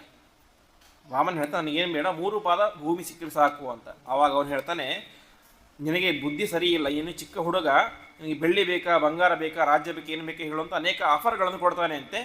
ವಾಮನ ಮಾತ್ರ ನನಗೆ ಏನೇನೇನೇನು ಬೇಡ, ಬೇಕಾದದ್ದು ಕೇವಲ 3 ಪಾದ ಭೂಮಿ, ಅದನ್ನು ಕೊಟ್ಟರೆ ನನಗೆ ತೃಪ್ತಿಯಾಗತ್ತೆ. ಅದನ್ನು ಬಿಟ್ಟರು ನೀನು ಇಡೀ ಬ್ರಹ್ಮಾಂಡವನ್ನೇ ಕೊಟ್ಟರು ಕೂಡ ನನಗೆ ತೃಪ್ತಿ ಇಲ್ಲ ಅಂತ ಹೇಳ್ತಾನೆ. ಕೊನೆಗೆ ಸರಿ, ಕೇಳಿದ್ದನ್ನು ಕೊಡೋಣ ಅಂತ 3 ಪಾದ ಭೂಮಿಯನ್ನು ದಾನ ಕೊಡ್ತೇನೆ ಅಂತ ಸಂಕಲ್ಪ ಮಾಡ್ತಾನೆ. ಮಾಡಿದ ತಕ್ಷಣ ಅಲ್ಲಿಯ ತನಕ ವಾಮನನಾಗಿದ್ದಂತಹ ಪರಮಾತ್ಮ ತ್ರಿವಿಕ್ರಮನಾಗಿ ಬೆಳೀತಾ ಇದ್ದಾನೆ. ತ್ರಿವಿಕ್ರಮನಾಗಿ ಬೆಳೆದುಕೊಂಡು ಒಂದು ಪಾದದಿಂದಾಗಿ ಕೆಳಗಿನ ಲೋಕಗಳನ್ನು, ಇನ್ನೊಂದು ಪಾದದಿಂದಾಗಿ ಮೇಲಿನ ಲೋಕಗಳನ್ನು, ಇನ್ನೊಂದು ಪಾದ ಖಾಲಿ ಉಳಿದಾಗ ಇಲ್ಲಿ ಅಂತ ಪ್ರಾರ್ಥನೆ ಮಾಡ್ತಾನೆ. ಆವಾಗ ಬಲಿಚಕ್ರವರ್ತಿ ಅತ್ಯಂತ ಪ್ರಾಮಾಣಿಕನಾದಂತಹ ವ್ಯಕ್ತಿ. ಯಾಕೆಂದರೆ ಅವನಿನ್ನೂ ದಾನ ಕೊಟ್ಟಿದ್ದಿಲ್ಲ. ದಾನ ಕೊಡೋದಕ್ಕಿಂತ ಮುಂಚೆ ಏನಾಗುತ್ತೆ, ಶುಕ್ರಾಚಾರ್ಯರಿಗೆ ಗೊತ್ತಾಗುತ್ತೆ, ಅವನ ಗುರುಗಳು. ಅವ್ರು ಹೇಳ್ತಾರೆ, ನೋಡು ಬಲಿ, ಬಂದಂತಹ ವ್ಯಕ್ತಿ ಸಾಮಾನ್ಯ ವಟು ಅಲ್ಲ, ಇವನು ಸಾಕ್ಷಾತ್ ಹರಿಯಾಗಿದ್ದಾನೆ, ನಿನ್ನನ್ನು ಮೋಸ ಮಾಡಲಿಕ್ಕೆ ಅಂತಲೇ ಬಂದಿದ್ದಾನೆ, ನಿನ್ನ ಇಡೀ ಸಂಪತ್ತು ನಾಶ ಆಗುತ್ತೆ ಅಂತ ಎಚ್ಚರಿಕೆ ಕೊಡ್ತಾರೆ. ಅಷ್ಟು ಎಚ್ಚರಿಕೆ ಕೊಟ್ಟರೂ ಕೂಡ ಏನು ಮಾಡ್ತಾನೆ ಬಲಿಚಕ್ರವರ್ತಿ ಸರ್ವಥಾ ಸಾಧ್ಯ ಇಲ್ಲ ಅಂತ. ಯಾಕೆಂದರೆ ನಾನು ಮಾತು ಕೊಟ್ಟಾಗ್ಬಿಟ್ಟಿದೆ, ನಿನಗೇನು ಬೇಕೋ ನಾನು ಕೊಡ್ತೀನಿ ಅಂತ ಮಾತು ಕೊಟ್ಬಿಟ್ಟಿದ್ದೇನೆ. ಹಾಗಾಗಿ ನನ್ನ ಇಡೀ ಸಂಪತ್ತು ನಾಶವಾದರೂ ಪರವಾಗಿಲ್ಲ, ನಾನು ದಾನ ಕೊಟ್ಟೇ ಕೊಡ್ತೇನೆ ಅಂತ ಹೇಳ್ತಾನೆ ಅಂತೆ. ಶುಕ್ರಾಚಾರ್ಯ ಭಾರಿ ಸಿಟ್ಟು ಬಂದುಬಿಡುತ್ತೆ. ಗುರುಗಳಾಗಿ ನನ್ನ ಮಾತನ್ನು ನೀನು ಕೇಳ್ತಾ ಇಲ್ಲ ಅಂತ ಅವರೇ ಶಾಪ ಕೊಟ್ಬಿಡ್ತಾರೆ ಅಂತೆ. ಏನಂತ, ನಿನ್ನ ಇಡೀ ಸಂಪತ್ತು ನಾಶವಾಗಿ ಹೋಗಿಬಿಡಿ ಶಾಪ ಕೊಟ್ಬಿಟ್ರು. ಕೊನೆಗೆ ಅವರ ಶಾಪಕ್ಕನುಗುಣವಾಗಿ ಅವನು ದಾನವನ್ನೂ ಮಾಡಿದ, ಅವನ ಸಂಪತ್ತು ನಾಶವಾಯಿತು. ಆದರೆ ಪರಮಾತ್ಮ ಮುಂದೆ ಮತ್ತೆ ವಿಶೇಷವಾದ ಅನುಗ್ರಹವನ್ನು ಮಾಡಿ ಸುತ್ತಲ ಲೋಕದಲ್ಲಿ ಅವನನ್ನು ಇಟ್ಟು ನಿರಂತರವಾಗಿ ಅವನ ಮನೆಯ ಸೇವಕನಾಗಿದ್ದ ಅಂತೆ. ಅವನ ಮನೆಯ ದ್ವಾರಪಾಲಕನಾಗಿದ್ದ. ಅಷ್ಟು ಮಾತ್ರ ಅಲ್ಲ, ಅವನು ಅಲ್ಲಿ ಇದ್ದಾಗ ಒಂದು ಸಲ ರಾವಣ ಆಕ್ರಮಣ ಮಾಡ್ತಾನೆ ಅಂತೆ. ರಾವಣನಿಗೆ ಭಾರಿ ಅಹಂಕಾರ, ನಾನು ಎಲ್ಲ ಕಡೆ ಹೋಗಿ ಎಲ್ಲರನ್ನು ಕೂಡ ಗೆಲ್ಲಬೇಕು ಅಂತ. ಹಾಗೆ ಗೆಲ್ಲಬೇಕು ಅಂತ ಸುತಲ ಲೋಕಕ್ಕೂ ಬಂದಿದ್ದ. ಅಲ್ಲಿ ಬಲಿಚಕ್ರವರ್ತಿ ಮೇಲೆ ಯುದ್ಧ ಮಾಡಲಿಕ್ಕೆ ಅಂತ ಬಂದ. ಆವಾಗ ಅವನ ಮನೆಯ ಹೊರಗಡೆ ಇದ್ದಂತಹ ಪರಮಾತ್ಮ ದ್ವಾರಪಾಲಕನಾಗಿದ್ನಲ್ಲ, ಅವನೇ ಅವನನ್ನು ಸೋಲಿಸಿ ಕಳಿಸ್ತಾನೆ ಅಂತ ಕಥೆ ಬರುತ್ತೆ. ಹೀಗೆ ಬಲಿಚಕ್ರವರ್ತಿಯ ನಿರಂತರವಾಗಿ ರಕ್ಷಣೆಯನ್ನು ಮಾಡಿ ಮತ್ತೆ ಅವನಿಗೆ ಮುಂದಿನ ಮನ್ವಂತರದಲ್ಲಿ ಅವನಿಗೆ ಇಂದ್ರ ಪದವಿಯನ್ನು ಕೂಡ ಪರಮಾತ್ಮ ಅನುಗ್ರಹ ಮಾಡಿ ಕೊಡ್ತಾ ಇದ್ದಾನೆ. ಹೀಗೆ ಬಲಿಯನ್ನು ಅನುಗ್ರಹ ಮಾಡಲಿಕ್ಕೆ ಅಂತ ಪರಮಾತ್ಮ ಅವತಾರ ಮಾಡಿದ ಅಂತ. ಅದಕ್ಕೆ ಆಚಾರ್ಯರು ತಾತ್ಪರ್ಯದಲ್ಲಿ ಒಂದು ಮಾತನ್ನು ಹೇಳ್ತಾರೆ. ಮಹಾಭಾರತ ತಾತ್ಪರ್ಯದಲ್ಲಿ ಬಲಿಚಕ್ರವರ್ತಿಯನ್ನು ಪರಮಾತ್ಮ ನಿಗ್ರಹ ಮಾಡಿದ ಸರಿ, ಬಟ್ ದಾನ ಕೇಳಿ ಯಾಕೆ ನಿಗ್ರಹ ಮಾಡಿದ ಅಂತ. ಆರಾಮಾಗಿ ಬಂದು ಅವನಿಗೆ ಸಂಹಾರ ಮಾಡ್ಬೋದಾಗಿತ್ತು, ಅಥವಾ ಹೇಗೋ ಏನೋ ಒಂದು ಅವನು ಬಂಧನ ಮಾಡ್ಬೋದಾಗಿತ್ತು. ಆದರೆ ಅವನ ಹತ್ತಿರ ಬಂದು ದಾನ ಕೇಳಿ ಇಷ್ಟೆಲ್ಲ ನಾಟಕ ಯಾಕೆ ಮಾಡಿದ ಅಂತ. ಅದಕ್ಕೆ ಆಚಾರ್ಯರು ಹೇಳ್ತಾರೆ, ಹಿಂದೆ ಏನಾಗಿತ್ತು, ಪರಮಾತ್ಮ ನರಸಿಂಹನಾಗಿ ಅವತಾರವನ್ನು ಮಾಡಿದ್ದ. ನರಸಿಂಹನಾಗಿ ಅವತಾರ ಮಾಡಿದಾಗ ಏನಾಯಿತು, ಹಿರಣ್ಯಕಶಿಪನ ಸಂಹಾರ ಎಲ್ಲ ಕೂಡ ಆಯಿತು. ಆವಾಗ ಪ್ರಹ್ಲಾದರಾಜರು ಸ್ತೋತ್ರ ಮಾಡ್ತಾರೆ ಅಂತೆ. ಪರಮಾತ್ಮ ಅನೇಕ ಸ್ತೋತ್ರವನ್ನು ಮಾಡಿ ಕೊನೆಗೆ ಒಂದು ಪ್ರಾರ್ಥನೆ ಮಾಡ್ತಾರೆ ಅಂತೆ. ಪರಮಾತ್ಮ, ಮುಂದೆ ನಮ್ಮ ವಂಶದಲ್ಲಿ ಒಬ್ಬ ಹುಡ್ತಾನೆ ಬಲಿಚಕ್ರವರ್ತಿ. ಬಲಿಚಕ್ರವರ್ತಿ ಸಾಕ್ಷಾತ್ ಪ್ರಹ್ಲಾದರಾಜರ ಮೊಮ್ಮಗ. ಪ್ರಹ್ಲಾದರಾಜರ ಮಗ ವಿರೋಚನ ಅಂತ, ವಿರೋಚನನ ಮಗ ಬಲಿಚಕ್ರವರ್ತಿ. ಅವನಿಗೆ ಸ್ವಲ್ಪ ದುಷ್ಟ ಸ್ವಭಾವ ಇರುತ್ತೆ. ಹಾಗಾಗಿ ನೀವು ಅವನನ್ನು ನಿಗ್ರಹ ಮಾಡಬೇಕು, ಆದರೆ ಅವನಿಗೆ ಹೊಡೆಯೋದು ಬಡಿಯೋದೆಲ್ಲ ಮಾಡಬಾರ್ದು. ಅವನನ್ನು ಸೌಮ್ಯ ರೀತಿಯಿಂದಾಗಿ ಅವನ ನಿಗ್ರಹ ಮಾಡಬೇಕು, ಅವನಿಗೆ ಅನುಗ್ರಹ ಮಾಡಬೇಕು ಪ್ರಾರ್ಥನೆ ಮಾಡಿರ್ತಾನೆ ಅಂತೆ. ಆವಾಗ ನರಸಿಂಹರೂಪಿಯಾದ ಪರಮಾತ್ಮ ಹೇಳ್ತಾನೆ, ನಾನು ಅವನನ್ನು ನಿಗ್ರಹ ಮಾಡ್ತೇನೆ. ಹೇಗೆ ನಿಗ್ರಹ ಮಾಡ್ತೇನೆ? ಹೊಡೆಯೋದು ಬಡಿಯೋದು ಹಗ್ಗ ಕಟ್ಟೋದು ಯುದ್ಧ ಗಿದ್ದ ಯಾವುದೂ ಕೂಡ ಇಲ್ಲ. ಅವನ ಹತ್ತಿರ ದಾನವನ್ನು ಕೇಳಿ ಅವನ ನಿಗ್ರಹ ಮಾಡ್ತೇನೆ ಅಂತ ಪರಮಾತ್ಮ ಮಾತು ಕೊಟ್ಟಿರ್ತಾನೆ. ಹಾಗಾಗಿ ತನ್ನ ಭಕ್ತನಾದಂತಹ ಪ್ರಹ್ಲಾದರಾಜರ ಮೊಮ್ಮಗ ಇವನು ಎನ್ನುವಂತಹ ಪ್ರೀತಿಯಿಂದಾಗಿ ಪರಮಾತ್ಮ ಏನು ಮಾಡಿದ, ಅವನ ಮೇಲೆ ಯಾವುದೇ ಯುದ್ಧ ಗಿದ್ದಾದಿಗಳನ್ನು ಮಾಡದೇನೆ ಕೇವಲ ಅತ್ಯಂತ ಸುಲಭವಾಗಿ ದಾನವನ್ನು ಕೇಳಿ ಬಲಿಚಕ್ರವರ್ತಿಯ ನಿಗ್ರಹವನ್ನು ಮಾಡಿದ. ಅದಕ್ಕೆ ಕಾರಣ ಪ್ರಹ್ಲಾದರಾಜರ ಮೇಲಿದ್ದಂತಹ ಅಪಾರವಾದಂತಹ ಪ್ರೀತಿ ವಾತ್ಸಲ್ಯ ಎಂಬುದಾಗಿ ಆಚಾರ್ಯರು ತಾತ್ಪರ್ಯ ನಿರ್ಣಯದಲ್ಲಿ ತಿಳಿಸ್ತಾ ಇದ್ದಾರೆ. ಅದಾದ ಮೇಲೆ ಪರಮಾತ್ಮ ಐತರೀಯ ರೂಪದಿಂದಾಗಿ ಅವತಾರವನ್ನು ಮಾಡ್ತಾ ಇದ್ದಾನೆ. ಐತರೀಯ ರೂಪ ಅಂತಂದರೆ ಇತರಾದೇವಿ ಅಂತ ಒಬ್ಬಳಿದ್ದಳು. ಆ ಇತರಾದೇವಿ ವಿಶಾಲ ಎನ್ನುವಂತಹ ಋಷಿ. ವಿಶಾಲ ಎನ್ನುವಂಥ ಋಷಿಗೆ ಒಟ್ಟು ಇಬ್ಬರು ಹೆಂಡತಿಯರು. ಒಬ್ಬಳ ಹೆಸರು ಇತರ ಅಂತ. ಅಂದರೆ ವಾಸ್ತವಿಕವಾಗಿ ಅವಳ ಹೆಸರು ಇತರ ಅಂತಲ್ಲ, ಬೇರೇನೋ ಹೆಸರಿದೆ. ಆದರೆ ಮನೆಯಲ್ಲಿ ಅವಳನ್ನು ಕಂಡರೆ ಎಲ್ಲರಿಗೂ ಕೂಡ ಒಂದು ತಾತ್ಸಾರ ಬುದ್ಧಿ ಅಂತೆ. ಹಾಗಾಗಿ ಅವಳಿಗೆ ಹೆಸರೇನು ಇತರ, ಬೇರೆಯವಳು ಅಂತ ಹೆಸರೇ ಅದಾಗಿಬಿಡ್ತು. ಕೊನೆಗೆ ಬೇರೆಯವಳು ಅಂತ ಕರಿತಾ ಅವಳ ಹೆಸರೇ ಇತರ ಅಂತ ಆಗಿಬಿಡ್ತು. ಅವಳಲ್ಲೊಬ್ಬ ಮಗ ಹುಟ್ಟಿದ, ಅವನ ಹೆಸರೇನು ಐತರೇಯ ಅಂತ. ಯಾಕಂದರೆ ಬೇರೆಯವಳ ಮಗ ಅಂತ, ಇತರೆಯವಳ ಮಗ ಐತರೇಯ ಅಂತ. ಹೀಗೆ ವಿಚಿತ್ರ ಹೆಸರು. ಆದರೆ ಸಾಕ್ಷಾತ್ ಪರಮಾತ್ಮ ಅವನು ಪರಮಾತ್ಮನೇ ಮಗನಾಗಿ ಹುಟ್ಟಿದ್ದಾನೆ. ಹೆಸರು ಮಾತ್ರ ಯಾರಿಗೂ ಬೇಡವಾದಂತಹ ಐತರೇಯ ಎನ್ನುವಂಥ ಹೆಸರು, ಇತರೆಯವಳ ಮಗ ಅಂತ. ಕೊನೆಗೆ ಒಂದ್ಸಲ ಏನಾಯಿತು, ಈ ಐತರೇಯನ ಬಗ್ಗೆ ಕಥೆ ನಮಗೆ ಐತರೇಯ ಉಪನಿಷತ್ನಲ್ಲಿ ಪ್ರಾರಂಭದಲ್ಲಿ ಆಚಾರ್ಯರು ತಿಳಿಸ್ತಾರೆ. ಐತರೇಯ ಚಿಕ್ಕ ಮಗುವಾಗಿದ್ದ, ತುಂಬ ಹಠ ಮಾಡ್ತಾ ಇದ್ದ ಅಂತೆ. ತುಂಬ ಜೋರಾಗಿ ಕಿರುಚೋದು ಅಳೋದು ಮಾಡ್ತಾ ಇದ್ದ, ಮಕ್ಕಳು ಮಾಡುವಂತೆ. ಒಂದು ಸಲ ತಾಯಿಗೆ ತುಂಬ ಬೇಸರ ಆಗಿಬಿಡ್ತು ಅಂತ. ಯಾಕೆಂದರೆ ಮೊದಲೇ ಮನೆಯಲ್ಲಿ ಅನೇಕ ರೀತಿಯಾದ ಕಿರಿಕಿರಿಗಳಿದ್ದಾವೆ. ಇವಳನ್ನೆಲ್ಲರೂ ಕೂಡ ಇತರ ಅಂತ ಕರೀತಾ ಇದ್ದಾರೆ. ಅನೇಕ ಕಿರುಕುಳಗಳಿದ್ದಾವೆ. ಜೊತೆಗೆ ಈ ಮಗುವಿನ ಕಿರಿಕಿರಿ ಒಂದ್ಸಲ ತುಂಬ ಬೇಸರವಾಗಿ ದುಃಖವಾಗಿ ಮಗುವಿಗೆ ಬೈದು ಬಿಡ್ತಾಳಂತೆ. ಒಂದ್ಸಲ ಬಾಯಿ ಮುಚ್ಚು ಸಾಕು, ಸುಮ್ಮನೆ ಇದ್ಬಿಡು, ಮಾತಾಡಬೇಡ ಅಂತ ಹೇಳ್ಬಿಡ್ತಾಳೆ ಅಂತೆ. ಮಗು ಬಾಯಿ ಮುಚ್ಚಿತು. ಅವತ್ತು ಮುಚ್ಚಿದಂಥ ಬಾಯಿಯನ್ನು ತೆಗಿಲೇ ಇಲ್ಲ ಅಂತೆ. ಕೊನೆಗೆ ತಾಯಿ ಏನಂದ್ಕೊಂಡ್ಬಿಟ್ಲು, ಮಗು ದೊಡ್ಡದಾಯಿತು, ಮಗು ಮಾತಾಡಲಿಲ್ಲ. ನನಗೆ ಎಷ್ಟು ದುರಾದೃಷ್ಟ ಅಂದರೆ ನನಗೂ ಅದೃಷ್ಟ ಇಲ್ಲ, ಕೊನೆಗೆ ನನ್ನ ಮಗುವಿಗೆ ಮಾತೇ ಬರೋದಿಲ್ಲ, ಮೂಕ ಅಂತ ಅಂದ್ಕೊಂಡ್ಬಿಟ್ರು. ಅನೇಕ ವರ್ಷಗಳೆಲ್ಲ ಆಯಿತು. ಕೊನೆಗೆ ಆ ಮಗುವಿಗೆ 18 ವರ್ಷ ಆಯಿತು. 18 ವರ್ಷ ಆದಾಗ ಏನಾಯಿತು, ಅಲ್ಲಿ ಈ ಐತರೇಯನ ಅಣ್ಣಂದಿರಿದ್ರು, ಅಂದರೆ ಇನ್ನೊಬ್ಬ ಹೆಂಡತಿಯ ಮಕ್ಕಳು, ಅವರೆಲ್ಲರೂ ಕೂಡ ಹೋಗಿ ಒಂದು ದೊಡ್ಡ ಯಾಗವನ್ನು ಮಾಡ್ತಾ ಇದ್ದಾರೆ, ಒಂದು ಕಡೆ ಯಾಗ ಮಾಡ್ತಾ ಇದ್ದಾರೆ. ಆ ಸಂದರ್ಭದಲ್ಲಿ ಮನೆಯಲ್ಲಿ ತಾಯಿ ಕೂತ್ಕೊಂಡಿದ್ದಾಳೆ. ಇತರಾದೇವಿ ಮತ್ತು ಐತರೇಯ ಮಾತಾಡ್ತಾ ಕೂತ್ಕೊಂಡಿದ್ದಾರೆ. ತಾಯಿಗೆ ತುಂಬ ಬೇಸರ ಆಗಿಬಿಡ್ತು ಅಂತೆ. ನೋಡೋ ಈತರೆಯ, ನಿನ್ನ ಅಣ್ಣಂದಿರು ದೊಡ್ಡ ದೊಡ್ಡ ಋಷಿಗಳಾಗಿ, ಮುನಿಗಳಾಗಿ, ಜ್ಞಾನಿಗಳಾಗಿ ದೊಡ್ಡ ದೊಡ್ಡ ಯಜ್ಞ ಯಾಗಾದಿಗಳನ್ನು ಮಾಡ್ತಾ ಇದ್ದಾರೆ, ಪ್ರವಚನ ಮಾಡ್ತಾ ಇದ್ದಾರೆ. ನಿನಗೆ ನೋಡಿದರೆ ಬಾಯಿ ಬರಲ್ಲ, ಎಷ್ಟು ದುರಾದೃಷ್ಟ ಅಂತ ಅವತ್ತು ದುಃಖವನ್ನು ವ್ಯಕ್ತಪಡಿಸ್ತಾಳೆ ಅಂತೆ. ತಕ್ಷಣ ಈತರೆಯ ಮಾತಾಡಲಿಕ್ಕೆ ಶುರು ಮಾಡಿದ. ಅಮ್ಮ, ನನಗೆ ಮಾತು ಬರಲ್ಲ ಅಂತ ಯಾರು ಹೇಳಿದ್ರು? ನನಗೆ ಮಾತು ಬರುತ್ತೆ ಅಂತ. ಇದು ಇಷ್ಟು ವರ್ಷ ಯಾಕೆ ಮಾತಾಡಲಿಲ್ಲ ಅಂತ ಕೇಳ್ತಾರೆ. ಅಮ್ಮ, ನೀನೇ ಹೇಳಿದಿ ಬಾಯಿ ಮುಚ್ಚು ಅಂತ, ನನಗೆ ಬಾಯಿ ಮುಚ್ಚಿದೆ, ನೀ ಬಾಯಿ ಓಪನ್ ಮಾಡು ಅಂತ ಹೇಳಿದ, ನಾನು ಬಾಯಿ ಓಪನ್ ಮಾಡಲಿಲ್ಲ ಅಂತ ಹೇಳ್ಬಿಡ್ತಾನೆ. ಆವಾಗ ತಾಯಿಗೆ ಎಷ್ಟು ಪಶ್ಚಾತ್ತಾಪ ಆಗುತ್ತೆ, ಎಷ್ಟು ದೊಡ್ಡ ತಪ್ಪು ಮಾಡಿದೆ ನಾನು ಅಂತ. ಬಾಯಿ ಮುಚ್ಚು ಅಂತ ಅವತ್ತು ಹೇಳಿ ಚಿಕ್ಕ ಹುಡುಗನಾಗಿದ್ದ ಅಂತ ಸಹಜವಾಗಿ ಹೇಳಿಬಿಟ್ಟೆ. ಆದರೆ ಅದನ್ನೇ ಮಾತನ್ನಾಗಿ ಇಟ್ಟುಕೊಂಡು ನನ್ನ ಮಗ ಏನು ಮಾಡಿದ, 18 ವರ್ಷಗಳ ಕಾಲ ತನ್ನ ಬಾಯಿನೇ ತೆರಲಿಲ್ಲ. ಎಲ್ಲಿಯವರೆಗೆ ಅಂದರೆ ಇಡೀ ಜಗತ್ತಿಗೆ ಇತರೆಯ ಮಗ ಒಬ್ಬ ಮೂರ್ಖ, ಒಬ್ಬ ಮೂಕ ಅಂತ ಅನ್ಕೊಂಡ್ಬಿಟ್ಟಿದ್ರು. ತುಂಬ ಬೇಸರ ಆಗುತ್ತೆ. ಆವಾಗ ಈತರೇ ಹೇಳ್ತಾನೆ, ಅಮ್ಮ ನೀನೇನು ಬೇಸರ ಮಾಡಬೇಡ, ನನಗೆ ಭಾರಿ ದೊಡ್ಡ ಜ್ಞಾನ ಇದೆ, ನಾನು ಅದನ್ನು ಹೋಗಿ ಪ್ರದರ್ಶನ ಮಾಡ್ತೇನೆ ಅಂತ. ಅಂದರೆ ತನ್ನ ಅಣ್ಣಂದ್ರು ಎಲ್ಲಿ ಯಾಗ ಮಾಡ್ತಾ ಇದ್ರಲ್ಲ ಅಲ್ಲಿ ಹೋಗಿ ನಾನು ಕೂಡ ನನ್ನ ಮಂತ್ರಗಳನ್ನು ಹೇಳ್ತೇನೆ ಅಂತ ಹೇಳ್ತಾರೆ ಅಂತೆ. ತಕ್ಷಣ ಹೊರಟಾಗ ಐತರೆಯ ಬರ್ತಾ ಇದ್ದಾನೆ, ಅಲ್ಲಿ ಯಜ್ಞ ಯಾಗ ಆಗ್ತಾ ಇದ್ದಾವೆ. ಇವನು ಅಣ್ಣಂದಿರು ನೋಡ್ತಾರೆ, ಅವರಿಗೆ ತುಂಬ ಅವಮಾನ ಆಗಿಬಿಡುತ್ತೆ. ಯಾಕೆಂದರೆ ಇವರೆಲ್ಲ ಕೂಡ ದೊಡ್ಡ ದೊಡ್ಡ ಜ್ಞಾನಿಗಳು, ಈ ಐತರೆಯ ಒಬ್ಬ ಮೂರ್ಖ ಮತ್ತು ಮೂಕ, ಇವನು ಬಂದರೆ ತಮ್ಮ ಮರ್ಯಾದೆ ಹೋಗುತ್ತೆ ಅಂತ ಏನು ಮಾಡಿದರು, ಅಲ್ಲಿ ಇದ್ದಂತಹ ಎಲ್ಲ ಕುರ್ಚಿಗಳನ್ನು ಕೂಡ ತೆಗೆಸಿಬಿಟ್ರು ಅಂತೆ. ಐತರೆಯ ಬಂದರೆ ಏನು ಮಾಡಬಾರ್ದು, ಕೂಡ್ಲಿಕ್ಕೆ ಒಂದು ಕುರ್ಚಿ ಕೂಡ ಇರಬಾರ್ದು ಅಂತ. ಐತರೆಯ ಬಂದ ತಕ್ಷಣ ನೋಡ್ತಾನೆ, ಕೂಡ್ಲಿಕ್ಕೆ ಯಾವುದೇ ಒಂದೇ ಒಂದು ಕುರ್ಚಿ ಕೂಡ, ಆಸನ ಕೂಡ ಖಾಲಿ ಇಲ್ಲ.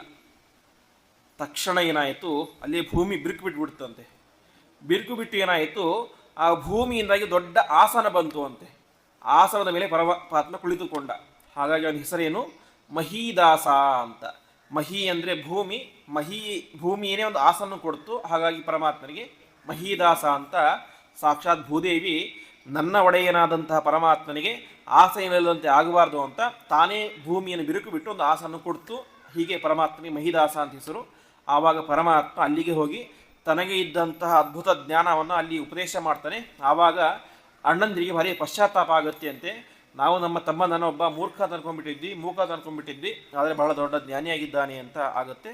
ಮುಂದೆ ಪರಮಾತ್ಮ ಐತರೇಯ ರೂಪಿಯಾದಂಥ ಪರಮಾತ್ಮ ಅಲ್ಲಿ ಇದ್ದಂಥ ಎಲ್ಲ ಸಜ್ಜನರಿಗೂ ಕೂಡ ಕರ್ಮಯುಗದ ಬಗ್ಗೆ ಉಪದೇಶವನ್ನು ಮಾಡ್ತಾನೆ. ಕರ್ಮಯುಗದ ಬಗ್ಗೆ, ಮುಂದೆ ಅನೇಕ ರೀತಿಯ ತತ್ವಜ್ಞಾನಗಳ ಬಗ್ಗೆ ಉಪದೇಶವನ್ನು ಮಾಡ್ತಾನೆ. ಹೀಗೆ ಒಂದು ವಿಶಿಷ್ಟವಾದಂಥ ಅವತಾರ ಐತರೇಯ ಅವತಾರ. ತಾಯಿಯ ಮಾತನ್ನು ಕೇಳಿ ಮಾತೇ ಬರದೇ ಇರುವಂತಹ ವ್ಯಕ್ತಿಯಾಗಿ ನಟನೆಯನ್ನು ಮಾಡಿದಂತಹ ಒಂದು ಅದ್ಭುತವಾದಂತಹ ಅವತಾರ.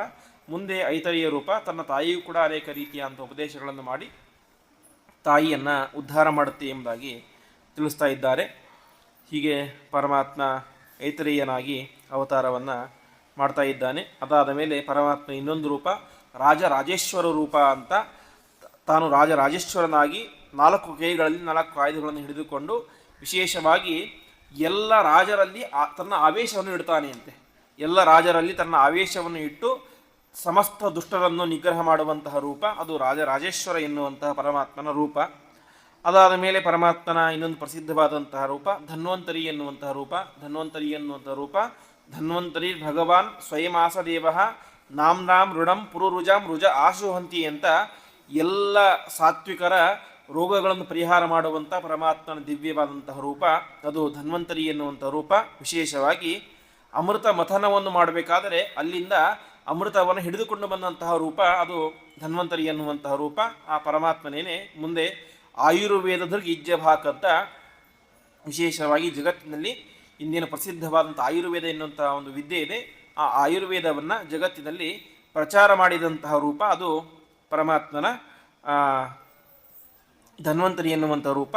ಅಷ್ಟು ಮಾತ್ರ ಅಲ್ಲ, ಯಜ್ಞೇಚ ಭಾಗಂ ಅಮೃತ ಆಯುರಾಪ ಅಂತ ಯಜ್ಞದಲ್ಲಿ ಪರಮಾತ್ಮನ ಸ್ವೀಕಾರ ಮಾಡುವಂಥ ಆಹುತಿಯನ್ನು ಸ್ವೀಕಾರ ಮಾಡುವಂಥ ರೂಪವು ಕೂಡ ಈ ಒಂದು ಧನ್ವಂತರಿ ರೂಪ ಎಂಬುದಾಗಿ ತಿಳಿಸ್ತಾ ಇದ್ದಾರೆ. ಅದಾದ ಮೇಲೆ ಪರಮಾತ್ಮನ ಇನ್ನೊಂದು ರೂಪ ವಿಶೇಷವಾಗಿ ಆ ಪರಶುರಾಮ ಎನ್ನುವಂತಹ ರೂಪ. ಪರಶುರಾಮ ರೂಪ ಆದದ್ದು ಯಾಕೆ ಅಂತಂದರೆ ಕ್ಷತ್ರಂ ಕ್ಷಯಾಯ ವಿಧಿನೋಪಹೃತ ಮಹಾತ್ಮ ಅಂತ ದುಷ್ಟರಾದಂತಹ ಸಕಲ ಕ್ಷತ್ರಿಯರನ್ನು ಕೂಡ ಸಂಹಾರ ಮಾಡಲಿಕ್ಕೆ ಆದಂತಹ ಪರಮಾತ್ಮನ ದಿವ್ಯವಾದಂಥ ರೂಪ ಅದು ಪರಶುರಾಮ ಎನ್ನುವಂಥ ರೂಪ.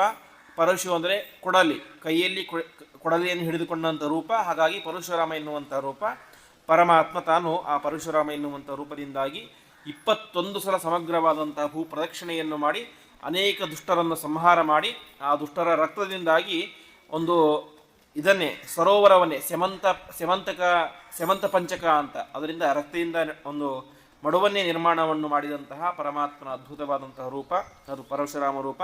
ಅಷ್ಟು ಮಾತ್ರ ಅಲ್ಲ, ತಮ್ಮ ತಂದೆಯ ಮಾತಿನಂತೆ ತಮ್ಮ ತಾಯಿಯ ಶಿರಚ್ಛೇದವನ್ನು ಮಾಡಿ ಮತ್ತೆ ಪುನಃ ತಾಯಿಯನ್ನು ಬದುಕಿಸಿದಂತಹ ಒಂದು ವಿಚಿತ್ರವಾದಂತಹ ರೂಪ. ಕೊನೆಗೆ ಪರಶುರಾಮ ರೂಪ ಇವತ್ತಿಗೂ ಕೂಡ ಇದೆ ಎಂಬುದಾಗಿ ಹೇಳ್ತಾರೆ. ಯಾಕೆಂದರೆ ಸಪ್ತ ಚಿರಂಜೀವಿಗಳಲ್ಲಿ ಒಬ್ಬರು ಪರಶುರಾಮ ದೇವರು. ಅಶ್ವತ್ಥಾಮ, ಬಲಿರ್ವ್ಯಾಸ, ಹನುಮಾಶ್ಚ ವಿಭೀಷಣ, ಕೃಪಃ ಪರಶುರಾಮಶ್ಚ ಅಂತ ಪರಶುರಾಮ ರೂಪ ಅದು ಚಿರಂಜೀವಿಯಾದಂಥ ರೂಪ. ಅಂದರೆ ಎಲ್ಲ ರೂಪಗಳು ಕೂಡ ಪರಮಾತ್ಮನಿಗೆ ಅನಾದಿಕಾಲದ ಅನಂತಕಾಲದವರೆಗೆ ಇರ್ತವೆ. ಆದರೆ ಪರಶುರಾಮ ರೂಪ ಕಣ್ಣಿಗೆ ಕಾಣುವಂತೆ ಅಥವಾ ಬೇರೆ ಲೋಕಗಳಲ್ಲಿ ಆ ರೂಪ ಇರುತ್ತೆ ಎಂಬುದನ್ನು ತಿಳಿಸ್ತಾರೆ. ಹೀಗೆ ಪರಮಾತ್ಮ ಪರಶುರಾಮನಾಗಿ ಅವತಾರವನ್ನು ಮಾಡಿ ಸಕಲ ದುಷ್ಟ ಕ್ಷತ್ರಿಯರನ್ನು ಕೂಡ ಸಂಹಾರ ಮಾಡಿ ಜಗತ್ತಿನಲ್ಲಿ ಧರ್ಮದಿಂದಾಗಿ ಪ್ರತಿಯೊಬ್ಬರು ಆಳ್ವಿಕೆಯನ್ನು ಮಾಡಬೇಕು. ಮಾಡದೇ ಹೋದರೆ ಪರಶುರಾಮ ದೇವರು ಬಂದು ಸಂಹಾರ ಮಾಡ್ತಾರೆ ಎನ್ನುವಂಥದ್ದು ಪ್ರತೀತಿಯನ್ನು ಹುಟ್ಟಿಸುವಂತೆ ಪರಮಾತ್ಮ ದುಷ್ಟರನ್ನು ಸಂಹಾರ ಮಾಡಿ ತಾನು ಪರಶುರಾಮನಾಗಿ ಜಗತ್ತಿನಲ್ಲಿ ಧರ್ಮದ ಸ್ಥಾಪನೆಯನ್ನು ಮಾಡಿದ. ಹೀಗೆ ಮತ್ತೆ ಮುಂದೆ ಪರಮಾತ್ಮನ ಅನೇಕ ರೂಪಗಳ ಬಗ್ಗೆ ತಿಳಿಸ್ತಾ ಹೋಗ್ತಾರೆ. ಆ ಒಂದು ಚಿಂತನೆಯನ್ನು ಇವತ್ತಿನ ದಿವಸ ಸಾಯಂಕಾಲದಲ್ಲಿ ನೋಡೋಣ ಎಂಬುದಾಗಿ ಹೇಳ್ತಾ ಈ ಒಂದು ಪ್ರವಚನವನ್ನು ಶ್ರೀಕೃಷ್ಣಾರ್ಪಣಮಸ್ತು.